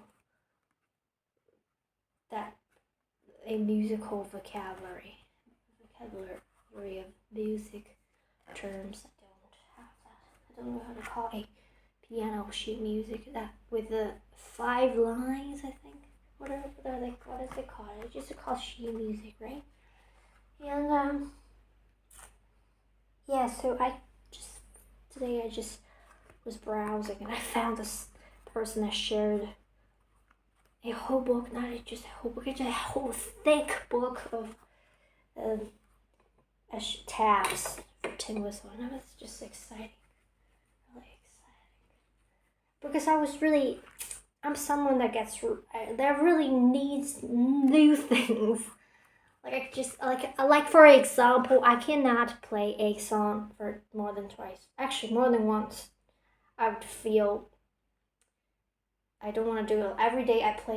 Every day I play the same song. Not every day, but every time I can only play one song once, unless I feel drawn to practice it. But most songs, I just want to play it once. And then maybe after a couple of hours, I could play it again. But I just can't repeatedly play the same thing. I don't, unless I want to. Unless it's not that I don't do it at all. But most songs only interested me enough to play them once. Unless some song, like I found two actually the other day, and I just couldn't stop playing it. The same song, just play. I wanted to know how to play, wanted to get better. Just couldn't stop playing it. But most songs, I just want to play it once, maybe because they're just not good enough and interesting enough to me. I don't like them enough, but they're maybe good enough only for playing once, or because they sound really repetitive or whatever. So even though I have about 20 or 30 songs, I know. Are there 21, 31? Are there this many already? That sounds like a lot. Yeah, but they're all short, by the way. They're really short because for the Tim Whistle, somehow these songs are just really short for the Tim Whistle. I don't know why songs for Tim Whistle are just short, so you can finish playing them like in a couple of seconds. I could play one for you right now.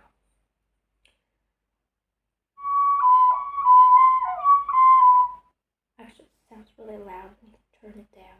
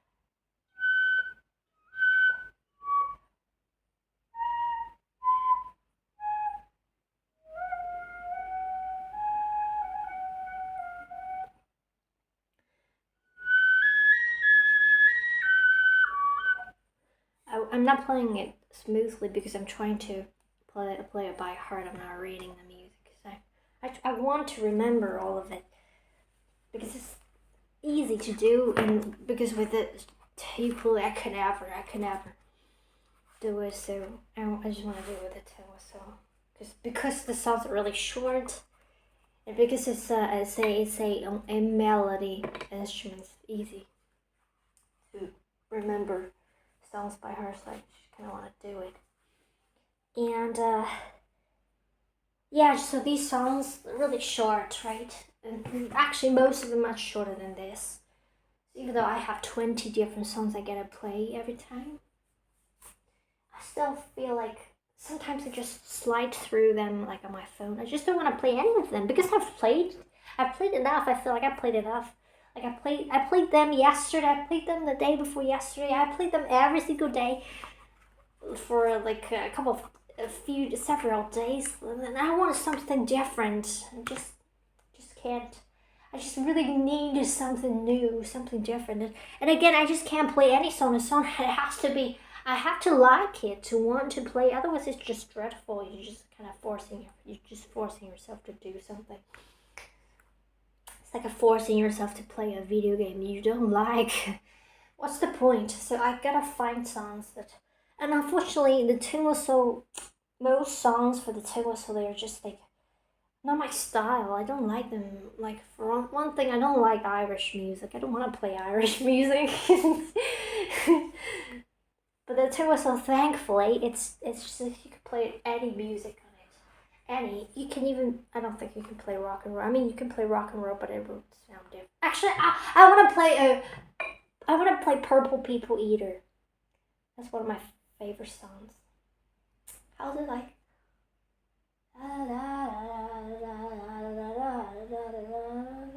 Actually, that sounds really difficult.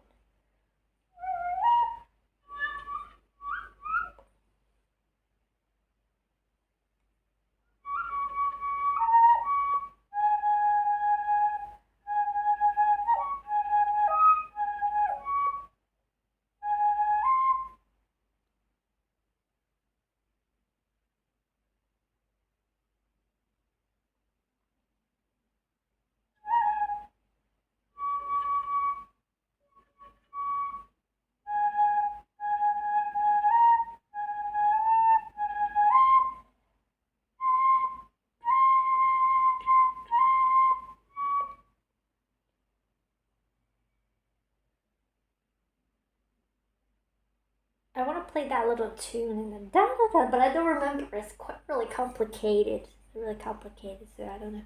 What about like yeah, you can play We Will Leave the Road.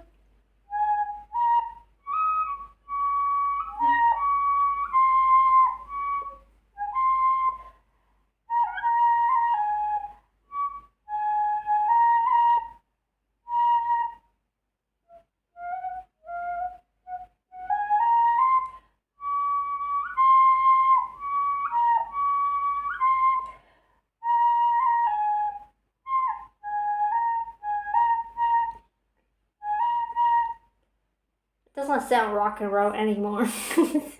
So I think things that are not too I don't know, it's just really different. I like modern music more than traditional cultural music. I like the because I like the vibe that's very happy, uplifting, just like SpongeBob that I played. Very happy too. I like that a lot, and I also like anything that feels again anything that feels hearty. For example, the Elvis.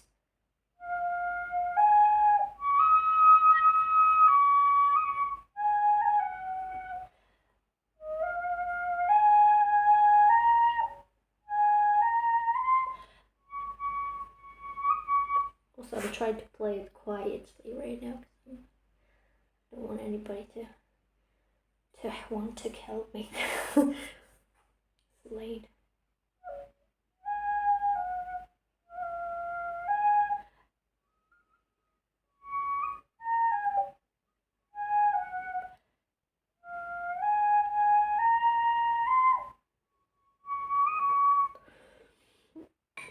But you just can't play the two whistle quietly. First of all, it's really sharp. The notes are really high. I have a high whistle. All notes are sharp. And I don't like low whistles. Low whistles really. I don't think I will like very low, like very ancient sound. Not my style. I thought I really like. Actually, I really like low instruments. Like I don't like the violin, but I like cello. I like low sounding sounds like low notes just vibrate with me more because they sound deeper. They sound less shallow. I think high notes sound shallow. Low notes, like la la la la la la la, sounds a little shallow. If it's like la la la la la la, sounds deep, right? It's just kind of funny. I really like shallow, and also the low notes on the piano too. The low notes really nice. Play with your left hand. Da da da. I can't come up with this song. And I'm constantly imagining some all sorts of criticism from you. Not constantly, but when I talk about something that I feel would be judged, because I think I have spent too much time on this app reading people's comments, which I have already uninstalled.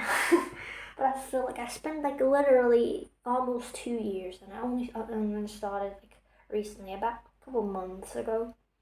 Months more than a couple, maybe 4 months, 4 months ago, I think. Before that, I've literally spent like literally more than a year and a half every single day, hours reading other people's comments. And you know, on the internet, people just judge each other, fight with each other, argue with each other, criticizing each other, pointing at each other's noses, condemning each other. You know, I cannot read too much of it, and I feel like whenever I say something, I fear that there will be this type of judgment coming from other people. Because I've read too much judgment, right? Too many judgments from other people to some other people. So I just feel like somehow maybe I've grown out of this app. I just don't like it anymore. I just can't.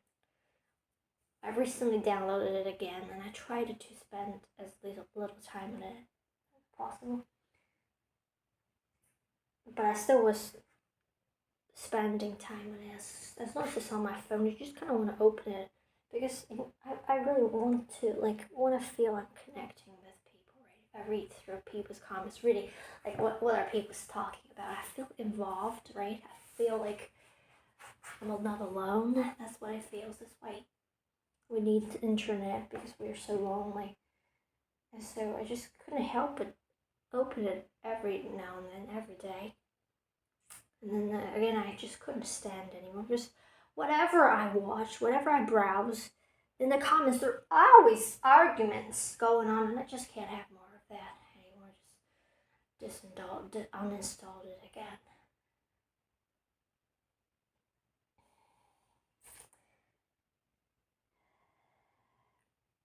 Yeah, I feel much more peace without it. I wish there was an alternative to this app where people are peaceful, not arguing with each other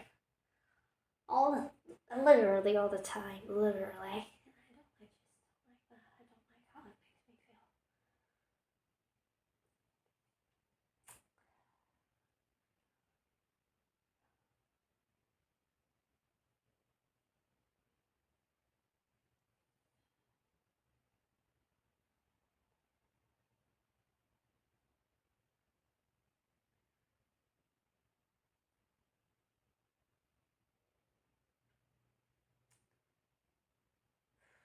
What would happen?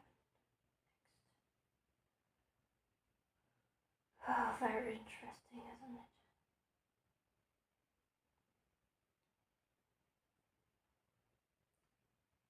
Scared. I'm not scared of what would happen. I'm scared of what if nothing happens.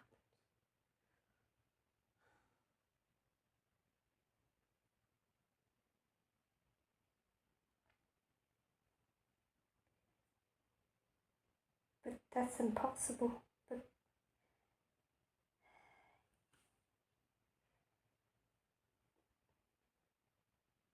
faith, it's okay. I'm probably just gonna have this part of me that's always doubting things. It's okay, I guess. It's a common thing, everybody has it. Unless something really magical has happened to you. I've had magical things happen to me, but maybe just not enough. Not enough. Not big enough. They're all kind of small. They're really magical, but really small, right? Not really big. Really, really big.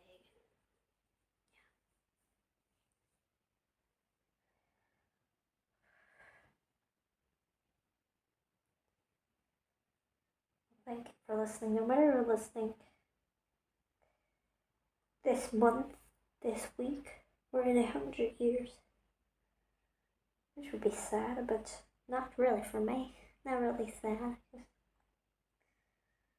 In 100 years, I would be not here anymore. I'll be really happy because I will be where I belong. And you to connect with me directly using telepathy and meditation, or just you can see me with your third eye. We can talk directly without words, telepathically. Actually, I don't want to end the conversation. I'm just going to take a shower, but normally after I take a shower, I just don't want to talk anymore. But I don't want to say goodbye right now. I just want to go and take my shower and go to bed. See how I feel. Yeah. Let's play this song.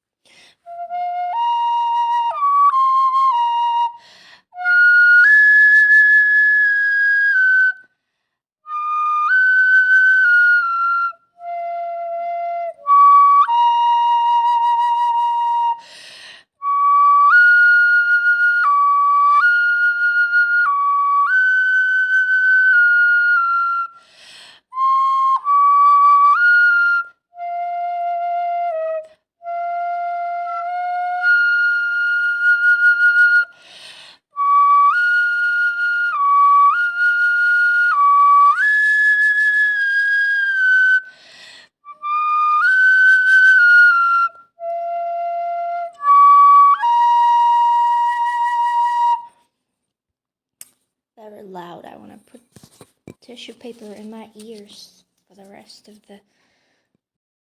This is my not my dinner, but my last snack meal. Not a proper meal because I don't feel full. I'm afraid I will get hungry later. Eating this, maybe plus the cake. And yeah, that's my dinner. Ta-da! Even though it's already 11. No, yeah, 11. Look how pretty they are. A funny thing, the little dogs are there. They can't recognize me from that distance. They're barking at me. Because they recognize me. They're short-sighted. They can't be short-sighted. Hello, little dog. Barking at me. So funny. I just walk a little closer, they will be rushing at me.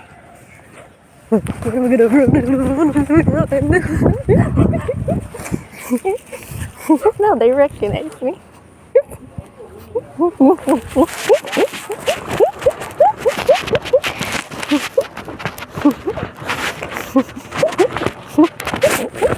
Don't bite. When will your teeth be older?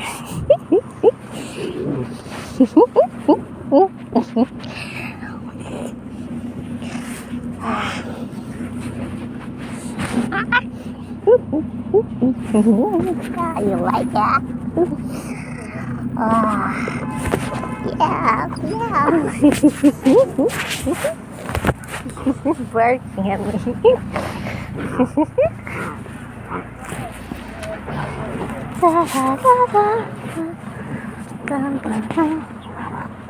Fighting again. Always fighting. What I'm gonna do, I'm gonna go and hide over here.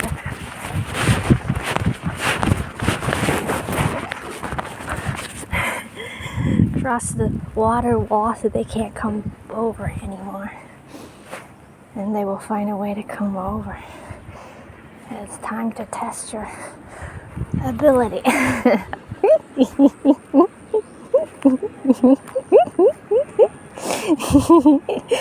You can't come over.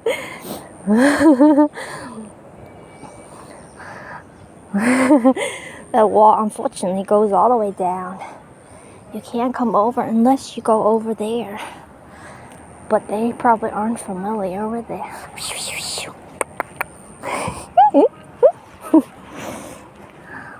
Goodbye. What would they do? Will they find a way? I just walked through. It's not really a lot of water. It's just a little. I didn't even get wet. But they're small and they can rush through and they will be fine. It will be fine. But they don't know what to do now. Oh my God. I'm just going to sit here and see what they will do.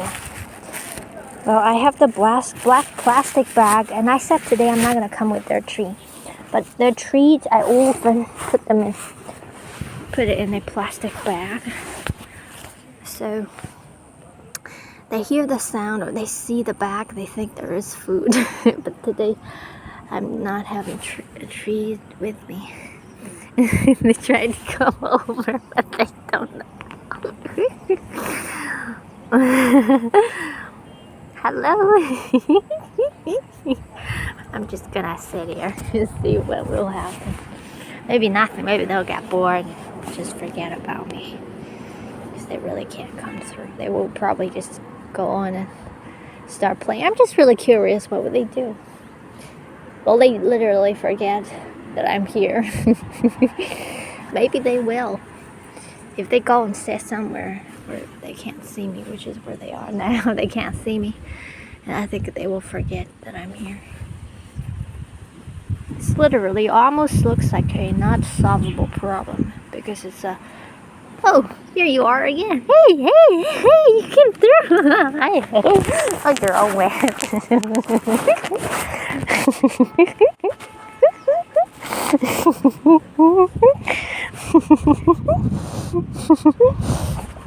Oh. Do you like that? Hope it doesn't make you cold, right? Ah, look at the sun. You like that? You like when I rub you? Just don't bite me. Don't bite me. Flip over. Yeah. Okay, you're hopping me. I'm gonna ignore you right now. Hopping and biting me right now. Ignoring you. Not looking at you whatsoever. Ow!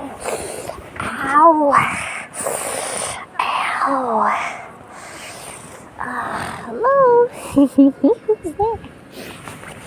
Happy, eh? No, Happy, I will just stand up. Happy, I'll just walk away, turn over, ignore you until you stop hopping me. Now the other person, I think that knows them, caught them over and they went over. But the other one, the sister, does know how to come over.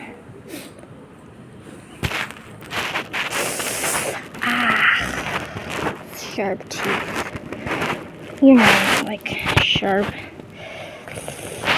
Shit. No, she's gonna find out. She's finding it out. Hey, come here. Don't hop me.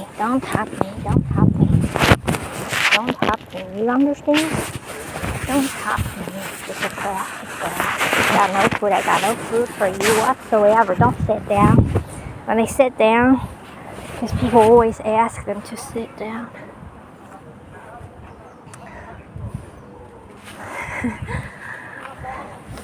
Now I'm gonna cross over again to see if they can find a way back.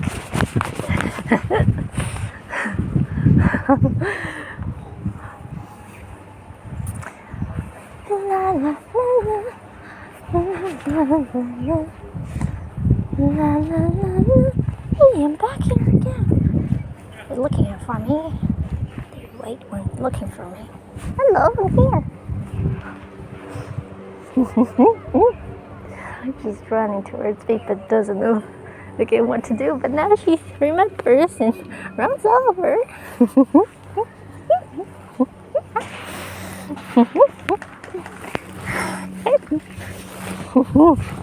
Yeah, you are the nice one. You don't bite me. You don't hug me. Unless you're too excited.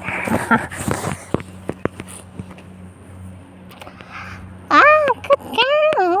Today I don't have your treat. I don't have any treat for you. I don't have any treat for you. Do you understand? Yeah.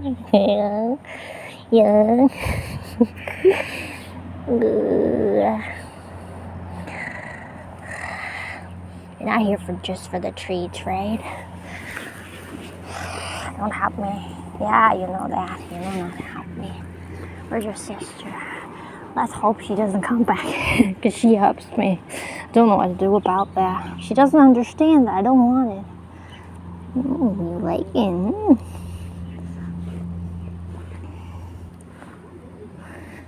I don't have any treat for you. Do you understand? Can I just pet you? Don't splat. Blah, blah. Oh, she's back, unfortunately. They're chasing after one another.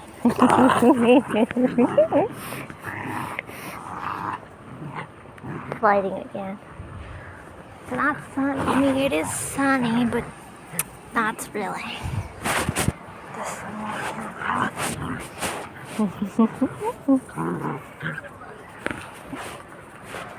will they really grow out of it? It's like they're 3 months old, maybe.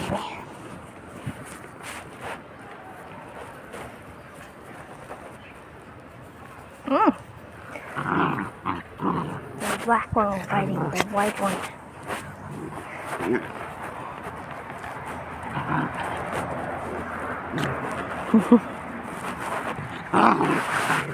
Little black, little white. Pitch black, Snow White. Pitch black is not pitch black, cowgirl.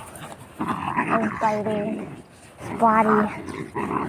Let's call you Spotty, the one with a spot on her back. You're Spotty, just like the dog I had when I was a kid.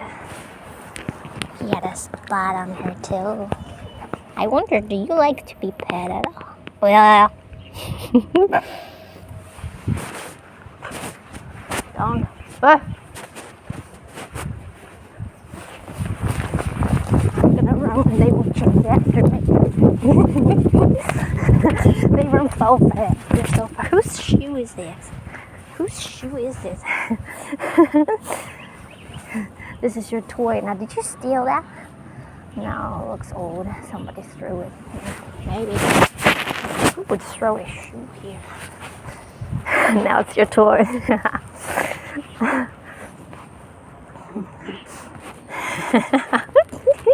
They're fighting over the shoe now. Maybe they're playing tug of war. It's not sunny here. If I sneak away, they will not notice right now. Let me hide behind the tree. How do you? I got no tree for you today. Do you understand? Behind the tree again. They can't see me again. Well, they know that I'm here.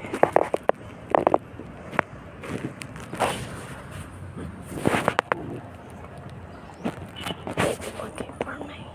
Yes, they would. I think they're looking for me, maybe.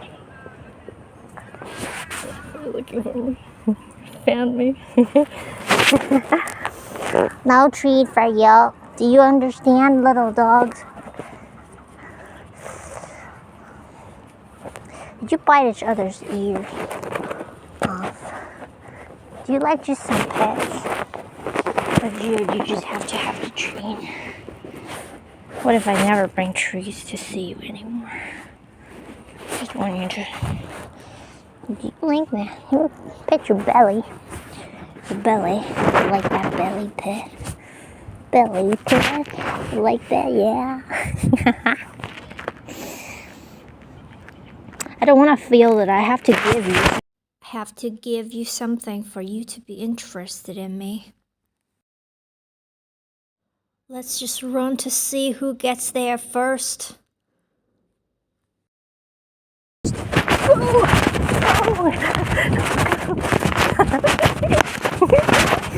are so fast. You have 4 legs. It isn't fair.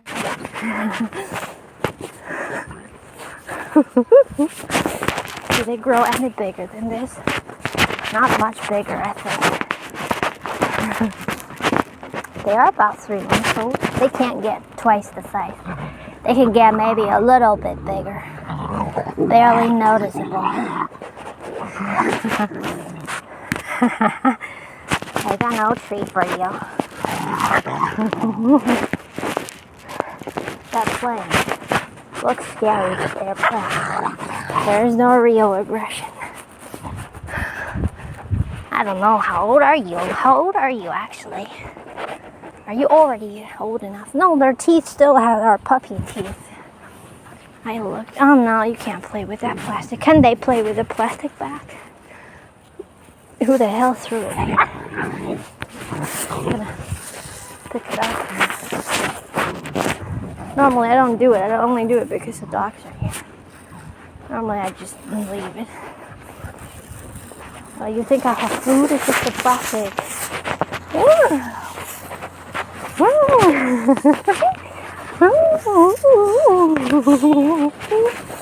Let's throw it away together.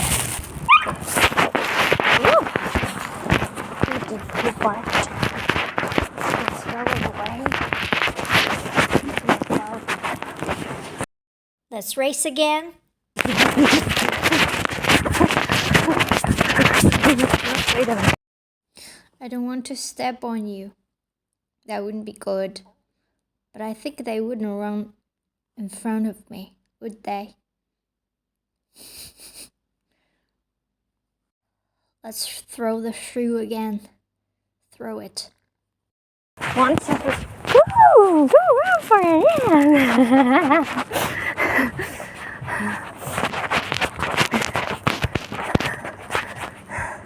Do you want me to throw it again for you? How about let's throw it again? 1. Let's go this way. Woo!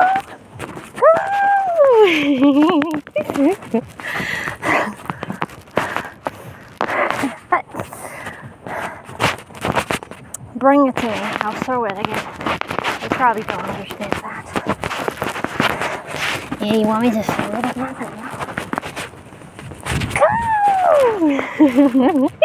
Yeah. Yeah, your sister likes the game.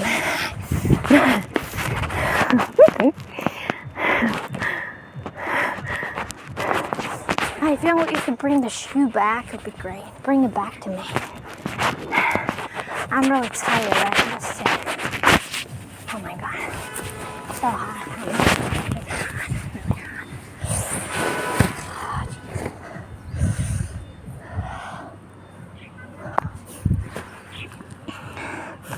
Really hot. I'm gonna leave my clothes here. Bring the shoe back. I don't know, I can't leave my clothes here. They would bite it. Look, you want me to throw it again? Woo! 1, 2, 3.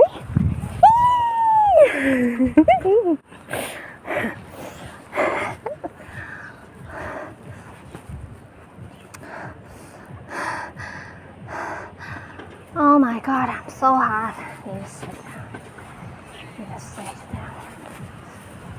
to sit down. because my clothes are pretty thick material, I think. They're not thick, they're just hot, heat-proof. They're not heat-proof. Yeah, bring the shoe to me. They don't understand that. If they're smarter, maybe they would understand. Maybe they are smart enough to understand. They just are not understanding. Not trying to understand. Do you understand that I have no tree for you? I think she does. Are we still friends? Yeah. Yeah. No tree for you to understand, baby. You understand? Yeah. Yeah. Good girl. That's what she does again to get a treat. I don't know.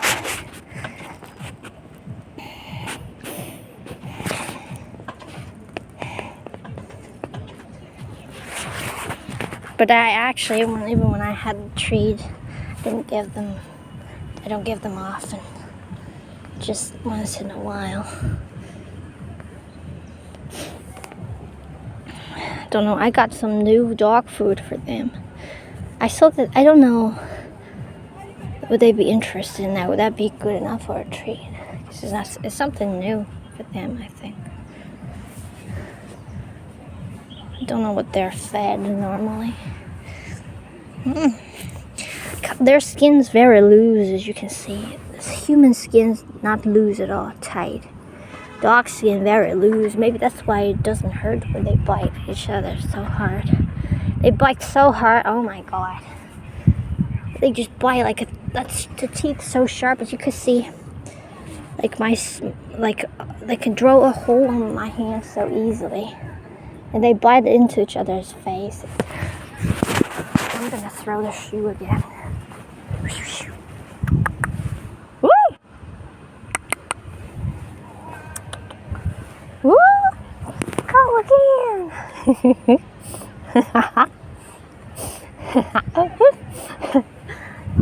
Bring the shoe to me, so let me throw it again for you.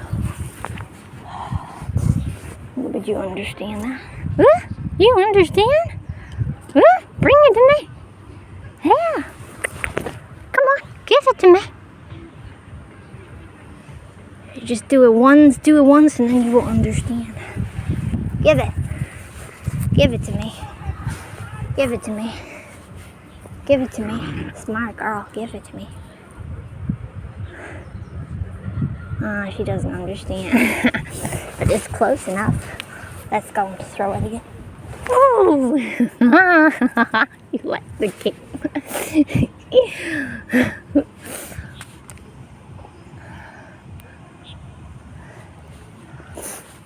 Oh my gosh, she's taking it back. Taking it back. Taking it back to me to throw again. I still feel like I'm doing this to get them interested in me. I don't like how that makes me feel. I want to feel relaxed. I want to feel like I can do whatever the fuck I want. And I shouldn't care if they're interested in me. They are interested in me. They want to include me in their game. All the time, it's just me. I can't play that dog game with them. I can't bite them. I mean, I can't let them bite me either. But that's basically what their game's about. Oh, what's wrong with your eye? No tree. Ah.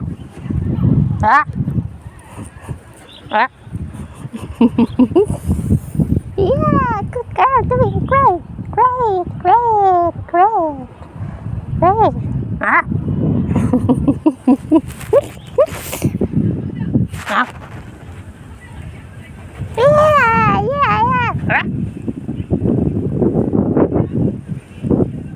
Yeah. Yeah, good girl. Ah. Không phải đây.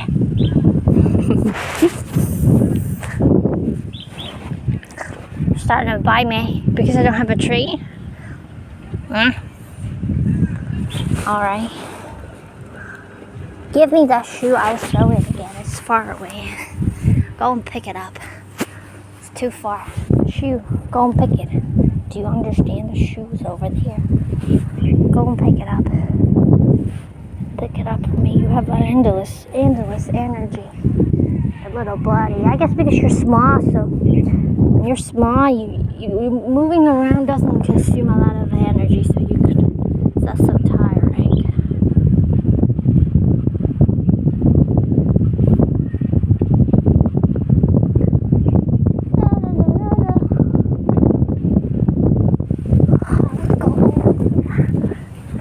That's where I was yesterday. Can I sit here? That's where we were yesterday. Don't bite me. Don't bite me. Don't bite me.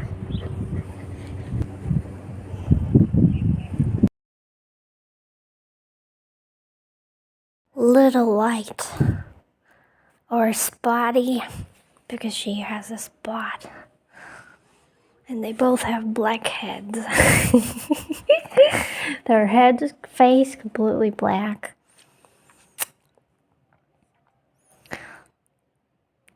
Let's call her Little White, or Little White. And then the black one, Little Black. I don't know, Whitey or Blackie.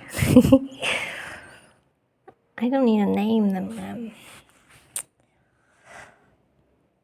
I don't know. I hope they will stop fighting soon.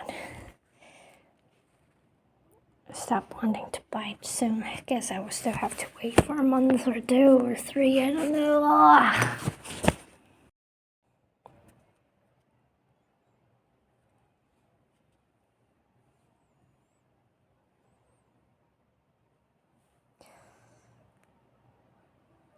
They look better in real life. I'll show you my newest drawing. It's from yesterday. I actually want to make another one now. Well,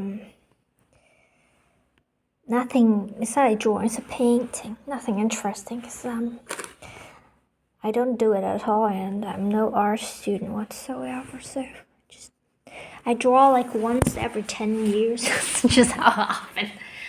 Oh, I paint, draw. Which verb should I use? I've been just editing this video so far. Before this part, I was editing the videos together.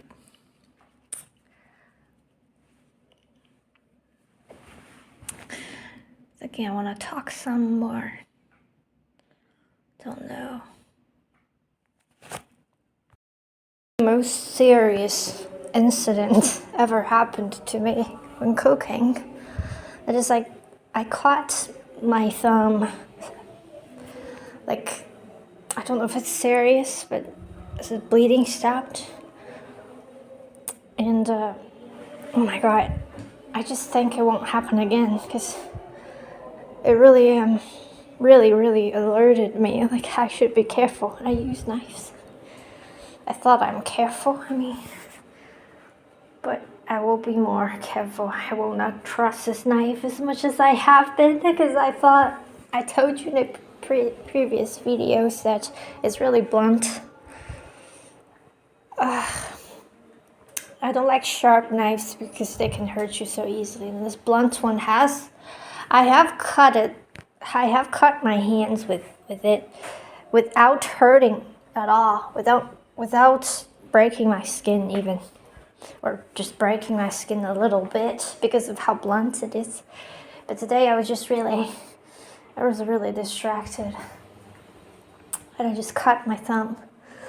Oh, I don't want to describe it to you. It's just the most serious time ever happened in my whole life. I've never had a more serious incident happen to me, except for when I was 6. I hit my forehead on a stone,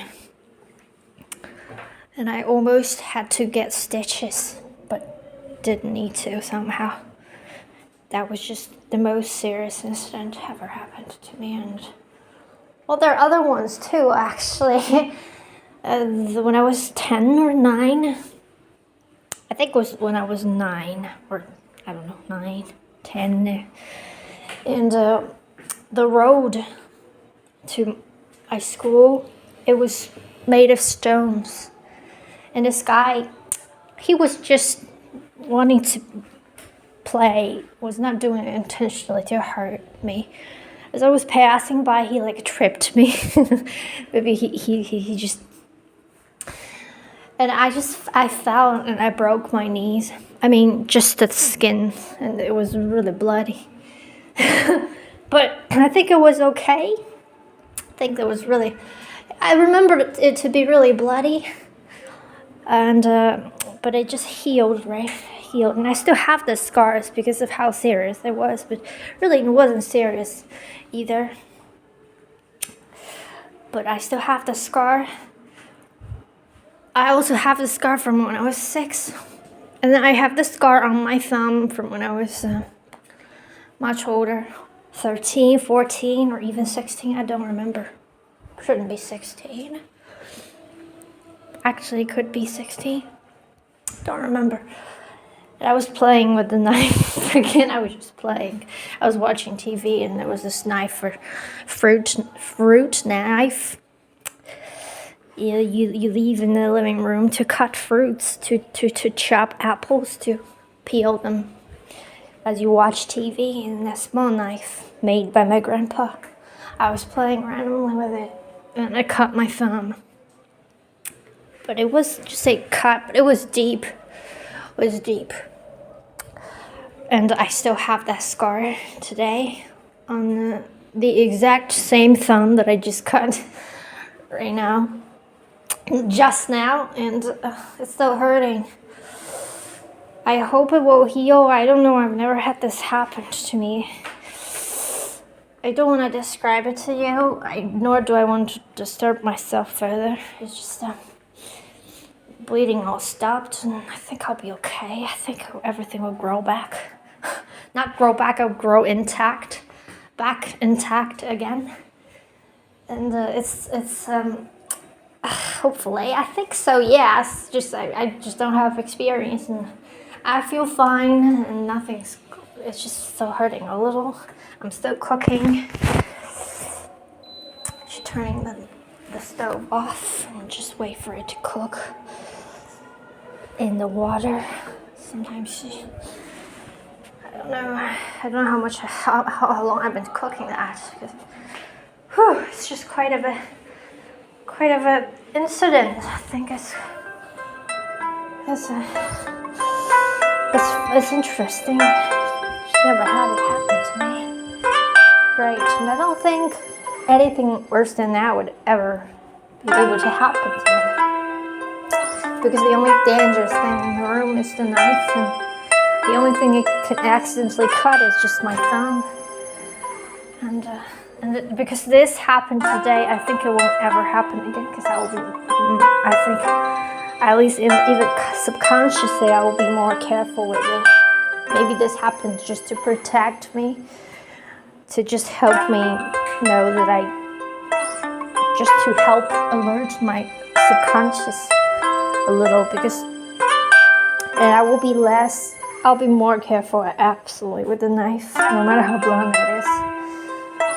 It's not really super blunt because I never used it to cut bones, because I've been cooking vegetarian. You only used it to cut at most fish, and it was difficult. So I think it's blunt, but it's only cut vegetables. So hurting a little. The other time I remember it wasn't serious at all was when I was bitten by a squirrel. Again, it was an accident because the squirrel wasn't intending to bite me. And she probably thought it was food. My hand was food. I had a chip in my hand. I thought she knew to take the chip. But maybe she was just not familiar with the human body, or what she thought. Or maybe because my finger smelled like food, she just took a bite on my finger. And then she really went for it. Really, a deep bite was meaning it. And it really was deep, but because their teeth very thin, so it was a small hole. And it healed quickly. I think, and then that didn't deter me from the squirrels. I kept on feeding them whenever I could. And yeah, I have showed you the videos in one of my previous videos of the squirrels that I managed to pet, and they were not pet squirrels. They were real. You could call them wild squirrels living in the university park.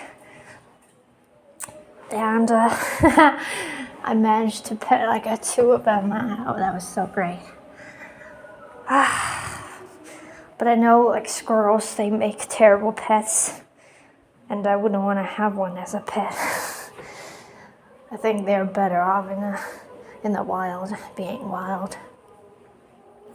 Let's just pray for my thumb to heal. I think it will, because it doesn't have a reason not to. I think it will, right? It will. It's just like a cut that is wide and deep, and then it will heal. Right. Jesus Christ. That was, I just try not to think about it. I try not to think about how I did it. Oh my God. Oh my God. It's interesting. I feel like I feel like the rest of me, if I'm not focusing on the thumb, the rest of me is completely fine. Nothing's going on. Nothing. I'm still me and whole. And I could lose a thumb, like not a thumb, but I could lose a piece of my thumb. I'm still whole. Like not any part of me's gone. Like I'm not only 99.9% left. I'm still 100% left. It's just interesting when I look at the thumb, when I think about the thumb, okay, it looks like a serious small incident. The most serious one so far. But then I look at the rest of me, still fine, talking, thinking, everything, feeling completely fine, not feeling sick or whatsoever. Just a little bit of tingling pain on the top of the thumb. It's just quite of a interesting thing. I had the most weird dream today too. I was trying to ask ChatGPT to help me understand because I just couldn't understand it. It's just really weird, and numbers were involved. And if only I had a friend that was a dream interpreter that's passionate about interpreting dreams, and mine are just the most interesting dreams. Maybe not the most, actually, I think. Trying to see if my noodles are cooked. Still need a little bit of more time. I need to really be careful. I was thinking, when I was cutting my thumb, I was thinking about this racist that I successfully verbally attacked on the internet long ago. Said something racist against black people, and I was just mad, and I said something, and then that comment got many likes before it was removed, maybe because it was too aggressive or something. And I was thinking about that, and I was thinking about how good it felt. It felt, and I wasn't really aggressive. It wasn't even personally attacking, maybe just because of this. That was what I was thinking about. But I still am mad at that person. If I met them again, if they haven't changed, man, I'm just gonna say the same shit to them again. And I'm just happy that people backed me up, because I live in a country where there are no black people. Literally, visually, no black people. So if that comment could have got likes, quite many likes, and I'm really appreciative of that.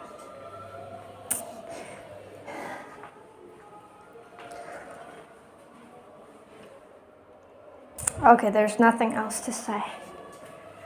Nothing else to say, just wanted to share it with you. I guess it's quite of an interesting week. In fact, 2 things happened so far. One is that app that I've been using every day for the past 2 years shut down. And even though it doesn't really take up, it has been taking smaller and smaller part of my life. And then these things are happened in this week. And this week was told to me. I was told that this week is somehow different. So I think it's interesting. I would take this incident as an interesting thing too. And I think it will heal, right? Please heal. I don't want to lose a part of my thumb. Even though it's small, it might not be significant. It won't even impact me playing my instrument because it's a thumb. It's not a index finger or something that is a left hand. It doesn't impact anything. It won't impact anything. And I just love my body.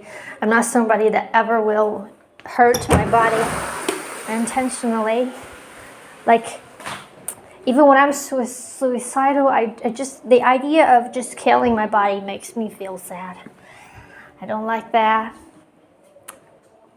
So I just, no matter I need to use the thumb or not, I wish it well. I want it to be intact and perfect. And if this had to happen, I guess it's just meant to happen. I'm meant to lose a small part of my thumb, and that's okay too. I just accept in advance anything that would happen to it. I think nothing will. I think it will heal. The nail would grow back for sure, and the rest would just grow back intact. And it's just gonna be okay. Right, little thumb. I love you. I have cut you twice, multiple times throughout my life because you're on my left hand. And we will get through this too. Okay. Okay.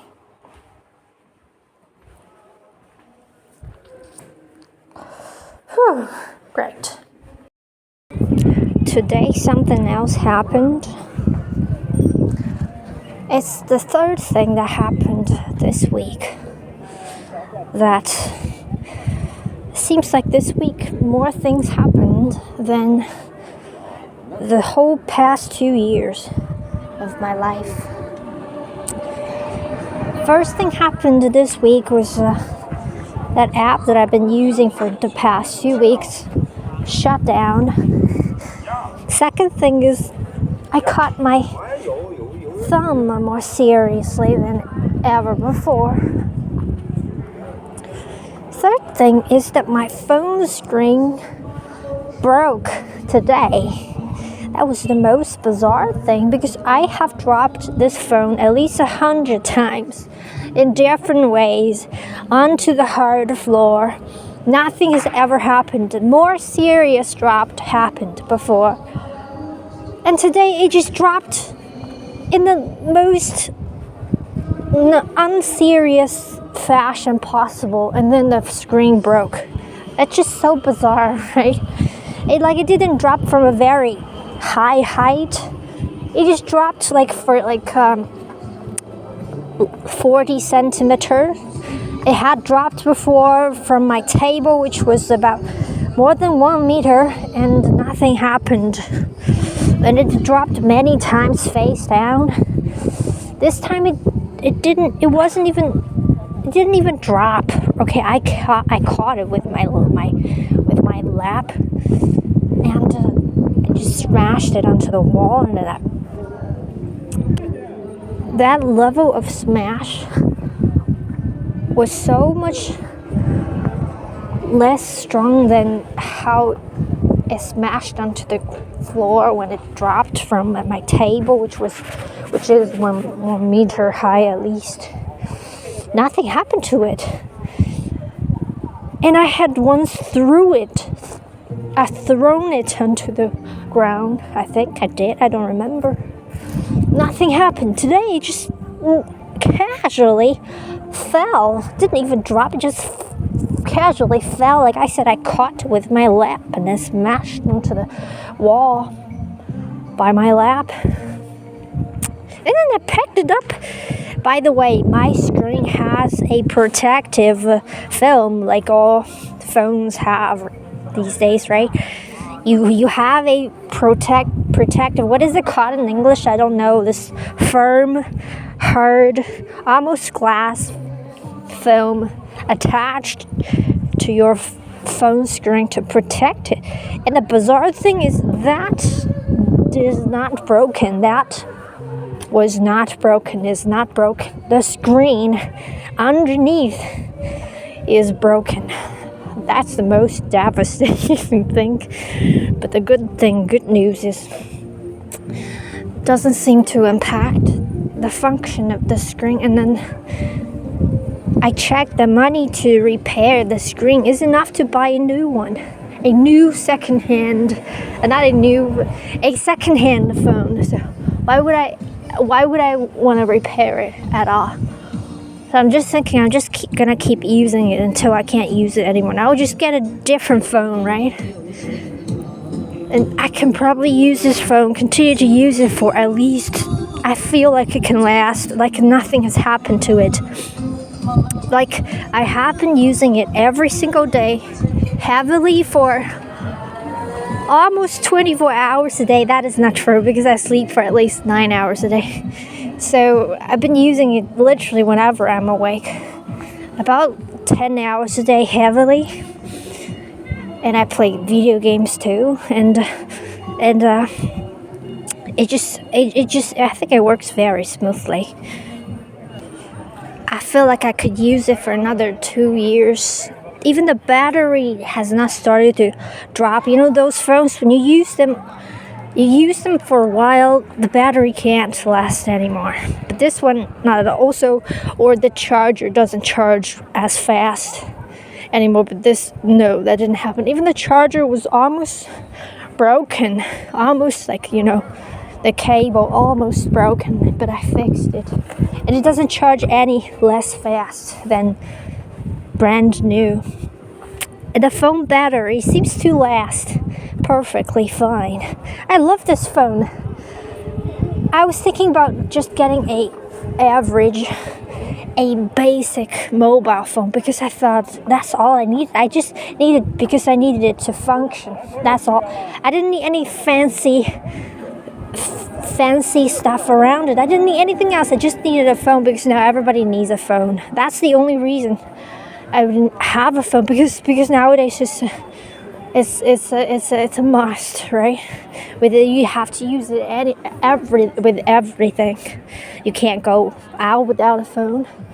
You pay with your phones. Just can't go without a phone. That's why I bought like the most basic phone, and it's perfect. Only now the screen broke, and I think it's just so bizarre. It's just a bizarre thing. It's a spiritual accident. It's not the phone. This about the phone. I don't know what it is about. Like I told you, I was informed in a bizarre way that this week is different. And yes, and actually, this is not the only. I would say this is the third accident that ever happened this week. And I think during the whole past 2 years, not a single accident ever happened. I have cut my fingers many times before, but none memorable like this one. This one I would never be able to forget because I literally almost cut off a piece of my flesh. And I think now it's growing back, it's growing back intact to one piece. Like it was, I thought it was gonna fall off or something, but I feel like it's okay. It's growing back. And and this app that I've been using, not the only, I don't remember actually. I think it's the only app that I have been using for the past 2 years. It shut down this week. It's just so bizarre, out of nowhere. No notice in advance. It just shut down in this region where I live. It no longer offers their service here. I didn't allow it to detect my location. I didn't give it the permission to detect my location. How did it know I live where I live? But anyway, I can't use it anymore, and it's not really a big deal because, like I said, I've been using it for 2 years and nothing happened in my life. I haven't met anybody. Like, I have met several people, but they just like passerbys in my life or acquaintances or just people I don't, you know what I mean? Like, you don't connect within a very special way. People are so loud. I want to speak right now. I want to stand somewhere where there is sun, but unfortunately, wherever there's sun, there's people. And thankfully, nobody's looking at me. I'm talking to my phone because they can't hear me, I think. And yeah. And then this is the third accident that happened this week. Like, more accidents this week than the whole past 2 years of my life. Not a single thing happened. And these things, all three things, seem to be things that do not impact my life at all, but are like special enough. I wouldn't say serious enough, but special enough to raise my attention, to notice. Like, it's not something small, like I lose my phone case. If I have lost my phone case, that is something that can be fixed immediately. I could just get a new one, right? I would just forget about it. I wouldn't even talk about it. But my phone screen broken. If it was the phone protective film, that's the thing that's supposed to break before the phone screen itself, right? Because it's above the screen. It's supposed to protect the screen. Normally, it's that would break. And I have broken them before with my previous phones. I have broken the protective screen before. In fact, I have never broken the true screen of any phones I've ever used. This is the first one. With the other ones, only the protective film, this protective screen. How do you call that? I don't know in English. It's this, you know what I'm talking about. Every smartphone and every smart person with a smartphone would attach. The first thing you do when you get that phone is you attach this film onto the screen to protect it. Everybody has that. Unless you're a dumb person with a dumb phone. The smart person with a smartphone, you do that first of all. And yeah, that's the thing. And so if it was the protective film that was broken, again, it wouldn't be something that's worth talking about. I would just get a new one and replace the old one, broken one. But that's the screen behind it, underneath it, that's broken. I cannot fix it. I can't fix it. And it doesn't impact the function of phone, so I don't have to fix it. It just looks terrible, but it doesn't actually even look terrible. It's just the corner up here, the up left corner, and the middle down right. I can't show you. And it's just like 1, 2, 3, just some, I think, oh my god, and there is one line across the whole screen, but it's barely visible. It's thinner than my hair. I can't see it, actually. And I just checked it. It's like it doesn't impact the function at all. The screen perfectly responsive. And then same thing with my thumb cut. Like, I just can't, just temporarily I can't, like, because it's so serious, like, it's not serious, it's just the most serious ever I have ever hurt myself, I think. Like, yeah, except for when I was 6 and when I was 10, like I told you, that guy that accidentally made me fall, I mean, he didn't expect me to trip over, and he almost kneeled down to apologize because he was so sorry. Just being 10 years old, couldn't help but trip your classmate. And yeah, it seems like these three things, the accidents are just I wouldn't call, again, serious, but they're just remarkable. They're just unignorable. Like, it's something you cannot, unneglectable. It just happened, and then you just look at it.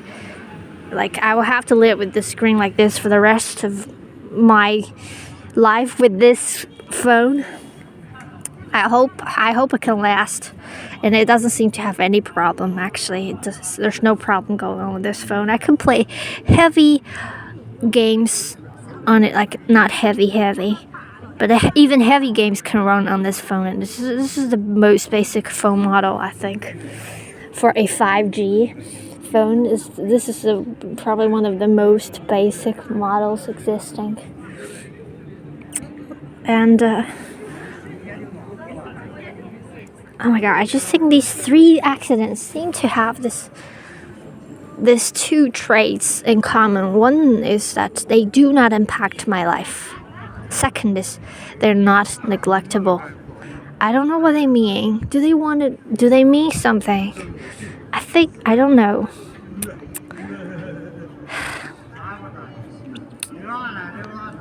Of course, things that are good, you wouldn't call them accidents. Only bad things you'd call them accidents. And these are just the accidents that happened during this week. There is one thing that happened that isn't an accident because it isn't a bad thing. It's still something that's pretty much life-changing. And is that I discovered the music that I shared with you in the beginning of this video.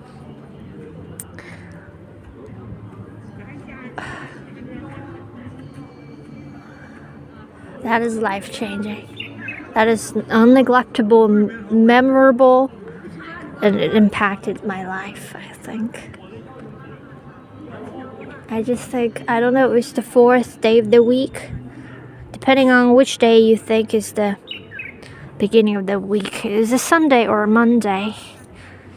On the calendar, it seems like Sunday is put to be the first day of the week. On the calendar, you see different rows of the dates, right? Starting with the first and second, third day of the week, and then each row has just 7 days in it. And each day, and then at the top of the calendar, it's written the weekdays. And the first day, unfortunately, is not Monday, but Sunday. The first day of the week written on the calendar is Sunday, Monday, all the way to Saturday.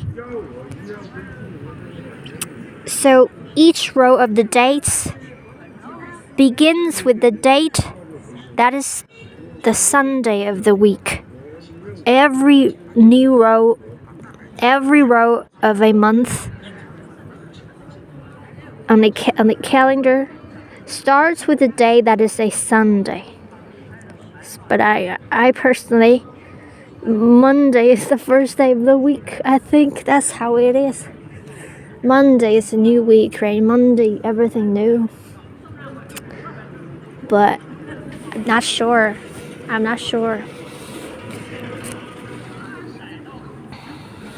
Just interesting. Let's see if anything else happens. It's quite what's the word? The density of the accidents. One thing happened yesterday, and then today another happened. the app shutting down happened about 2-3 days ago, probably a Monday. I think it happened on Monday, and I don't think it impacted my life at all. I barely think about that app. In fact, even if I would have used it every day, I would check it every day. But now that it's gone, I don't even remember it. Most of the time, I don't notice it. I just sometimes would have the urge to check it, and I realize, okay, it's gone. And now I'm just like, okay, that's all right. It doesn't bother me whatsoever. Not that I have anybody on it. A worse situation would be like I have just matched with someone that I think is very interesting, right? But that didn't happen. No, there's nobody on it. I mean, there's nobody on it that I feel is someone I want to talk to at all. So, nothing bad at all. I just wonder what they mean, these things. They're just quite interesting.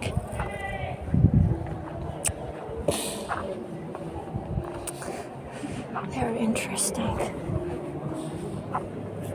I just think I should be more careful with the things that I use. The important things. The next most important thing is my glasses, because they are new. If they were old, like they were a month ago, they were the old ones.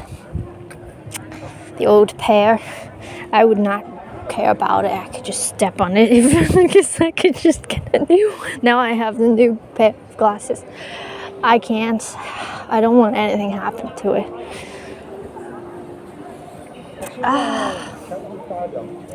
Oh, you remember that guy from the glasses shop? Yeah. But I barely think about him ever again after that.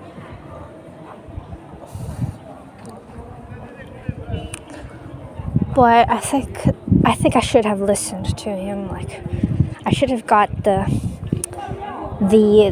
option with a little bit of extra money that gives you literally just like for the phone, a protective film, transparent protective film on both sides of the glasses, obviously, that protects the glasses from being scratched.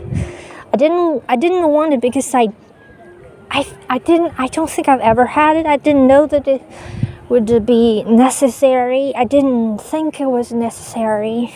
But he said it was good, but I didn't know if I should believe him or if it was necessary. I didn't. But today, after having used the glasses for a month, I think I made such a mistake not having listened to him. I should absolutely have got those, but I actually don't know. Without those, maybe my glasses could last. I have no idea how long they can last, because they're different from the glasses that I got before. Yeah, I just walked past a street fruit vendor, and you talk to them, and of course they don't look at you in the eyes. And that just reminds me of this guy from the glasses shop. Every single word he says, every time you talk to him, he looks at you, and when he replies, he looks at you, and even when you're not looking at him, he's looking at you. Not in a weird way, but just in a way that is just, I don't know, that is what a human being is supposed to be like with another human being. If we just could remain eye contact with each other more, I think the world would be a different place. If, like, for example, you walk past by a stranger, rather than avoiding eye contact that we all do, I do that as well. If we could look at each other, not in a weird way, not staring, just looking, seeing, like I am seeing you, and the world would be different. But I know that it's quite of a thing that's not that you shouldn't ask for. It's just a part of the whole. like the rest of the world has to be different in order for that to happen, and that will happen. Like everything else in the world. Suddenly we're just being talking spiritual again. Yes, every good thing that you want there to be in the world will happen. It's the world's destiny. I'm now walking towards the little dog's direction. I didn't plan to see them because I don't know, like I don't want them to accidentally hurt my thumb.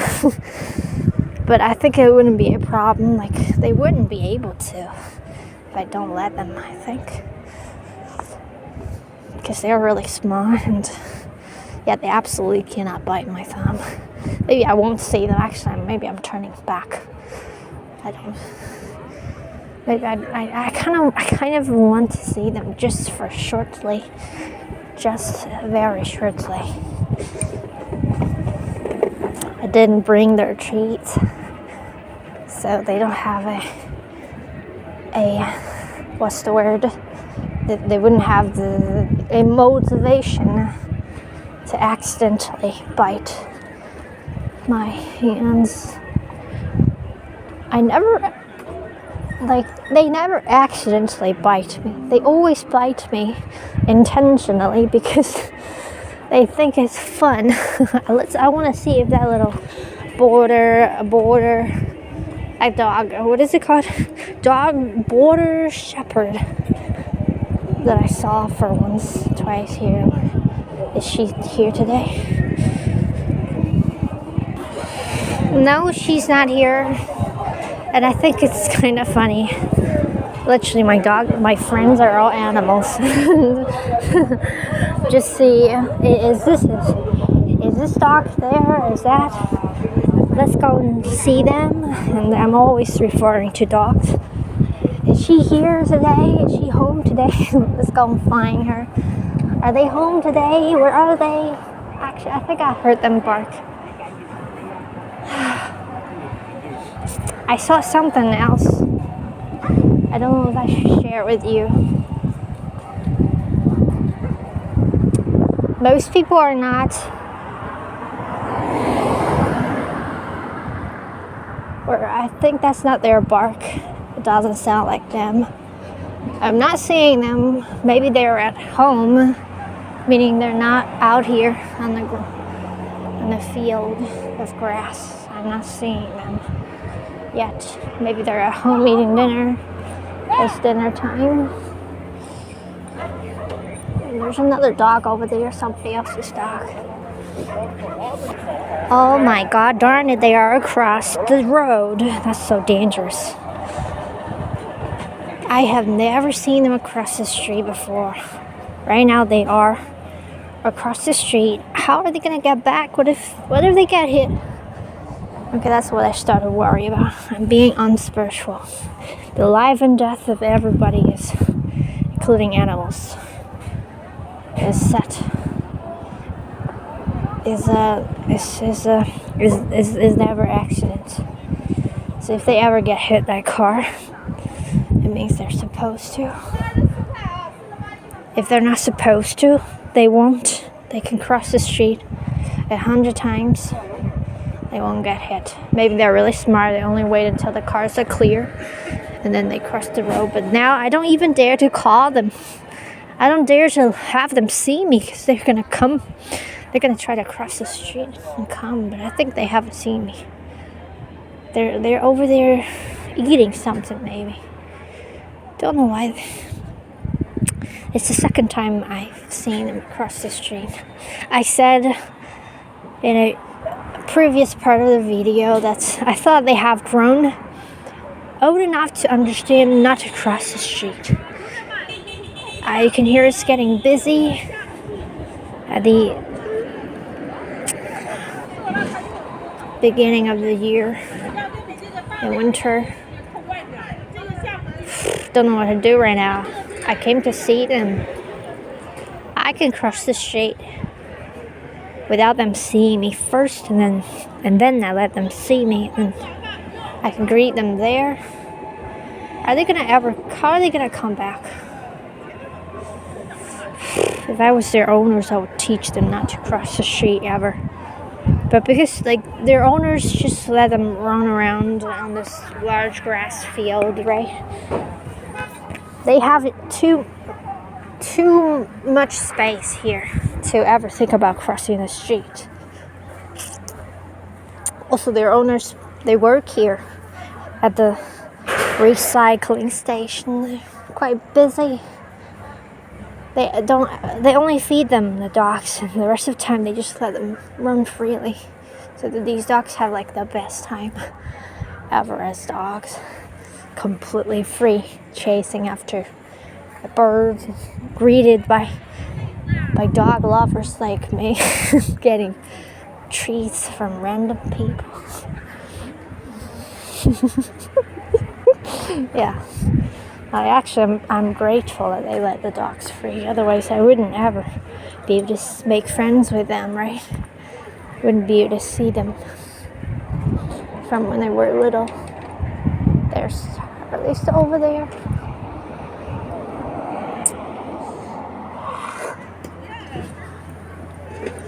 So barbecue. Like I said, this barbecue place, they sell barbecue, meaning meat. And yeah, I am a barbecue lover. I haven't bought any barbecue from them because they would hand giant pieces of meat. Sometimes a whole dead animal, not a dead animal because it's skinned. So just meats and bones without the skin or head, just the legs and the body. To show you they sell real, fresh meat, killed the day or the day before, fresh. So you can buy, and it's delicious. And I often I have seen them. Oh, the dogs have crossed this. Hey! Over here. I am more excited than them. Where's your sister? Sister will cross the street too. I guess you're smart. Hey, you've seen me. You've seen me. You've seen me. Hello. Hello. Hello. Hello. Your sister hasn't seen us yet. Hello, baby. Don't bite me. Don't bite me. Don't bite me. Don't bite me. I have a thumb that you can't touch. All right.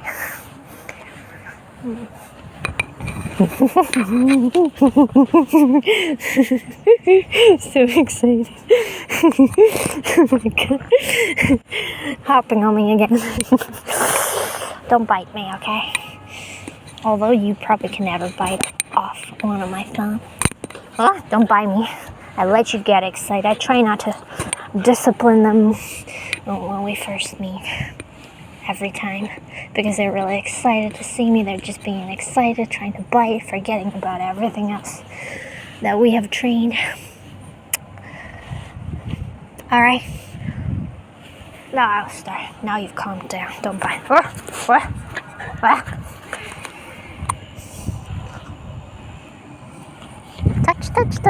Oh, you're so excited today. I feel like you're getting fatter or something.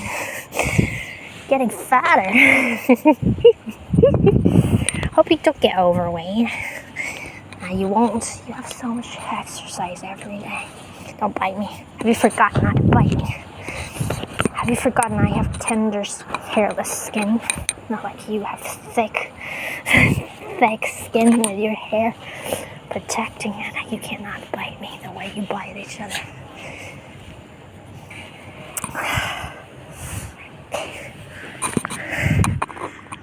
Now she's calmed down. She let me pet.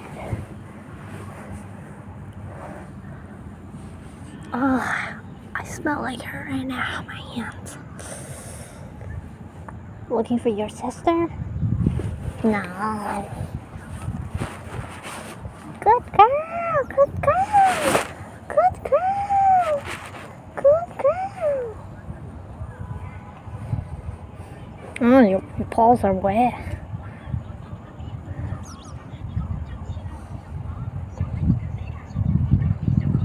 Good girl. Good girl. What are you doing? What is over there? What's over here?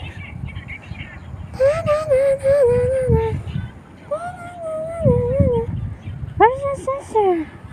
I don't think they actually look for each other. They spend so much time together. They don't mind being without another for a while. Good girl. Good girl.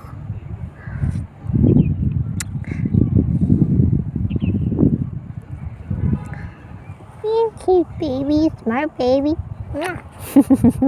Almost licked my mouth. Cute baby girl. I don't have any treat for you today. Let's hug. Let's just hug. You'd like that? Let's just hug each other. Don't bite me. Yes, good girl. You understand? Good girl. Good girl. Yeah. Yeah.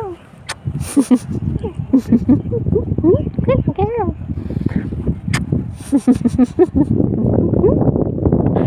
My kisses scared you. I never kissed you. Because I'm kind of sometimes a little bit of a neat freak. Oh, but I'm not anymore. I wanna hug you.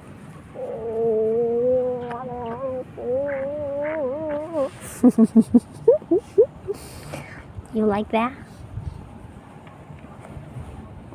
Is it too much? Never too much for the dogs.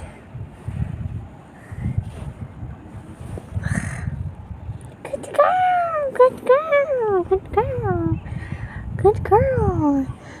ChatGPT told me some dogs appreciate praises more than treats.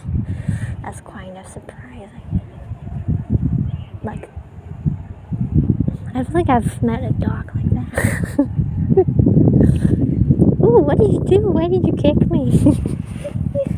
Can we hug again? Yeah, you're just trying to kiss me. He's trying to lick my face. And biting my hood.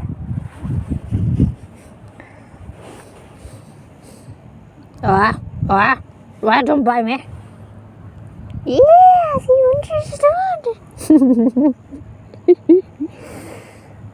She's licked me when I said don't bite me. After I said don't bite me, she just licked me. I don't think they can ever become overweight. They fight each other.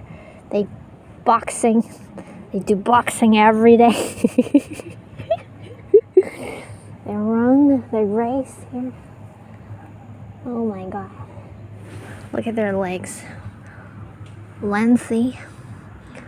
Healthy. I think they're just muscle. Oh, what are you looking for? You're like a fox in the snow. What did you find? A bug?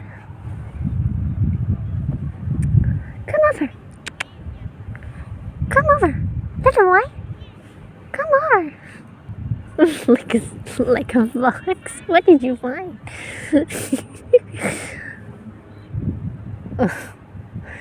They can't possibly be fat. Dogs can only be fat if they don't get enough exercise. You can never feed a dog too much. You're just not giving them enough exercise. I think they still have puppy face. I mean, yeah, they still have puppy teeth. They should still have the puppy face. I wonder if the day they've turned into an adult, would I be able to notice it? Or they still just look like this? Or maybe only long after that would I begin to realize that they've changed. The size they've grown into. It was just almost literally, I just haven't seen them for a few days, and then back. They've increased, they've doubled in size.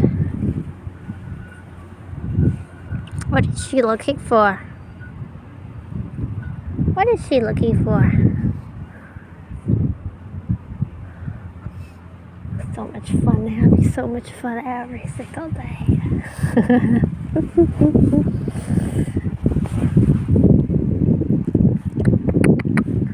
Come over. They don't understand that because I didn't train them to come. It's getting windy. I'm putting on my other hood.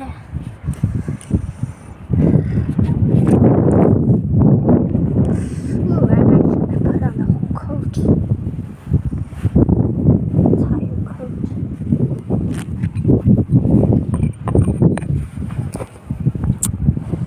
I think many countries are heavy meat eaters.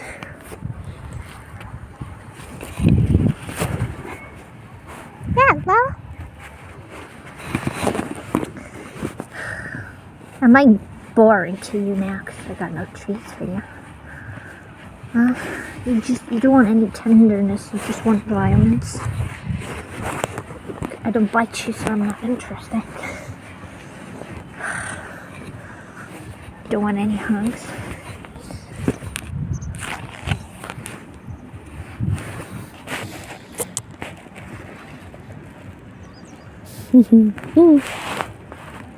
What are you looking for? What kind of bug? What is it? What is it? Ooh, I actually can see it. I think they're closer. Their face much closer to the ground, so they can see much better. What kind of bug? So fun. I think those jumping little bugs, very small ones. Oh, probably crickets. Radio up here. Right? I can't forget about the dogs that I met from a friend many years ago. Those dogs, they're so comfortable around you. Even though it was like the first time we met. Especially that one, I still remember her name. We've only met a couple of times. Twice. You didn't just pee on me, did you? You didn't pee on me, right? Scared her off. I thought my legs wet, but I think it was just an illusion. Maybe it was her paws. I thought she peed on me because she was sitting over here, right here. That reminded me of the dogs from this friend. They would just be sleeping on my feet. Even though it was the first time we had met. She's doing the box searching again. And that one that I specifically remember, I think I've talked about her before. I've showed you their pictures too. And her name's Furby.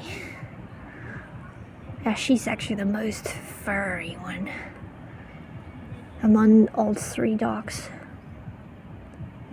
And she protected me from the other dog. That was a little territory. And I was sitting on the couch, and then that one, the territory dog, was unhappy. Was growling at me. Was actually gonna take a bite, but I didn't know because I am not a dog. But the Furby, she was intensely watching both of us from from next to the sofa. Not on the sofa, she was looking at us, watching us. The second the territory dog made a move, Furby jumped in between us, jumped onto the sofa between us, stopped the dog from biting me, and started calming her down by licking her. I can never forget about that. It was like, let's say, less than 10 years ago. 6, 7, 8 years ago. 6, 7 years ago. Probably. I can never forget about her. Oh, she's so sweet. You know, whenever she's looking at you, she has her puppy eyes. Like innocent puppy eyes looking at you. Who did you see? The birds. She saw the birds. And then, whatever there was strange, she heard strangest voices from outside the apartment. She started to bark, and her eyes changed, became those angry, protective guardians like, "Yeah, she's coming back. Come back." Yeah.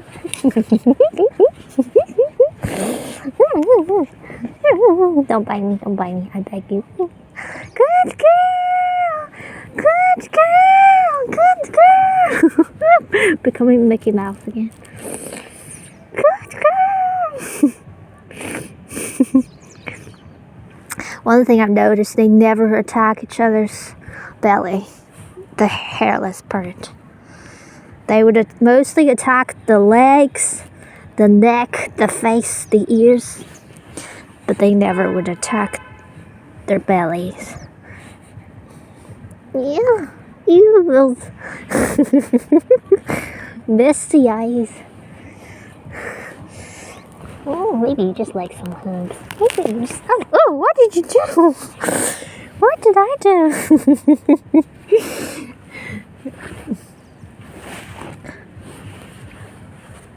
I think she understands. Oh, there's another bird. Actually, there are too many birds. I started hating them because they distract her and take her away from me. Come back! Is she gonna rush back again? What is she looking at? No, she's taking another stroll over there. This is the dog, Furby. She's so sweet. She was just 2 years old and she's still alive today then. Absolutely. So nice.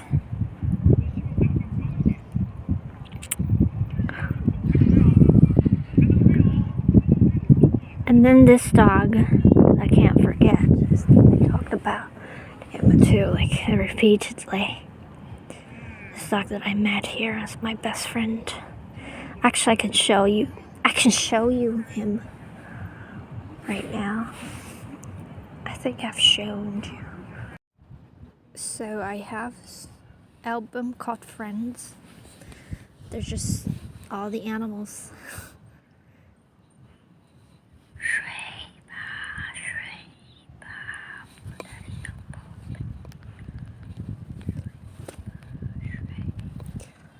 That's my best friend. Oh my god, isn't she?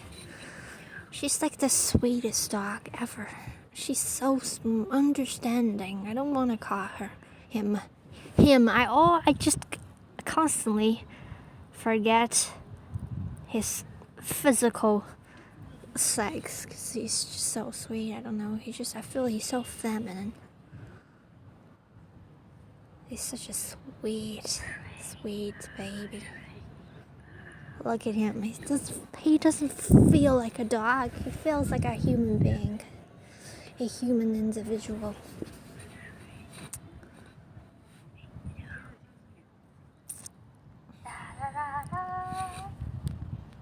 That's me in my previous apartment with my piano still there.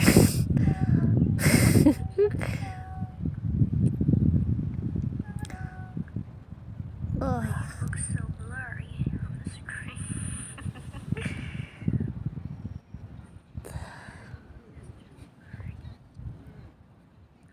My dog friend.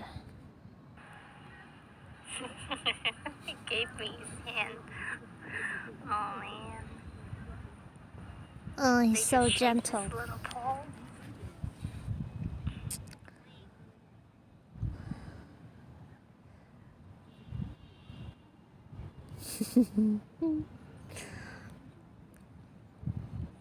And every time he saw me, he was just so excited. Like his little penis was erected.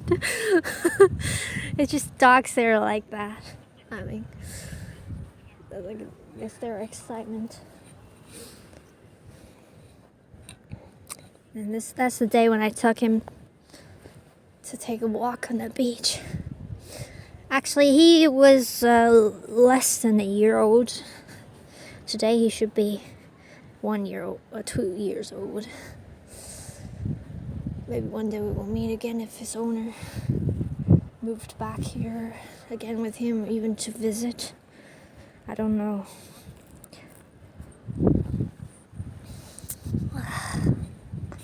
Like best dog friends.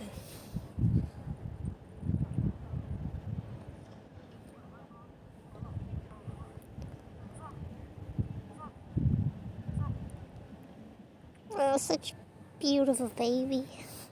Oh my god, I kind of want to cry. He's back. Oh, you try to bark at somebody. Because they think like literally this whole place is theirs. If anybody steps onto it, they get a little bit of aggressive. Me included, when they don't recognize me. When they didn't recognize me that day, they were barking at me. Do you want another hug? Yes, I do.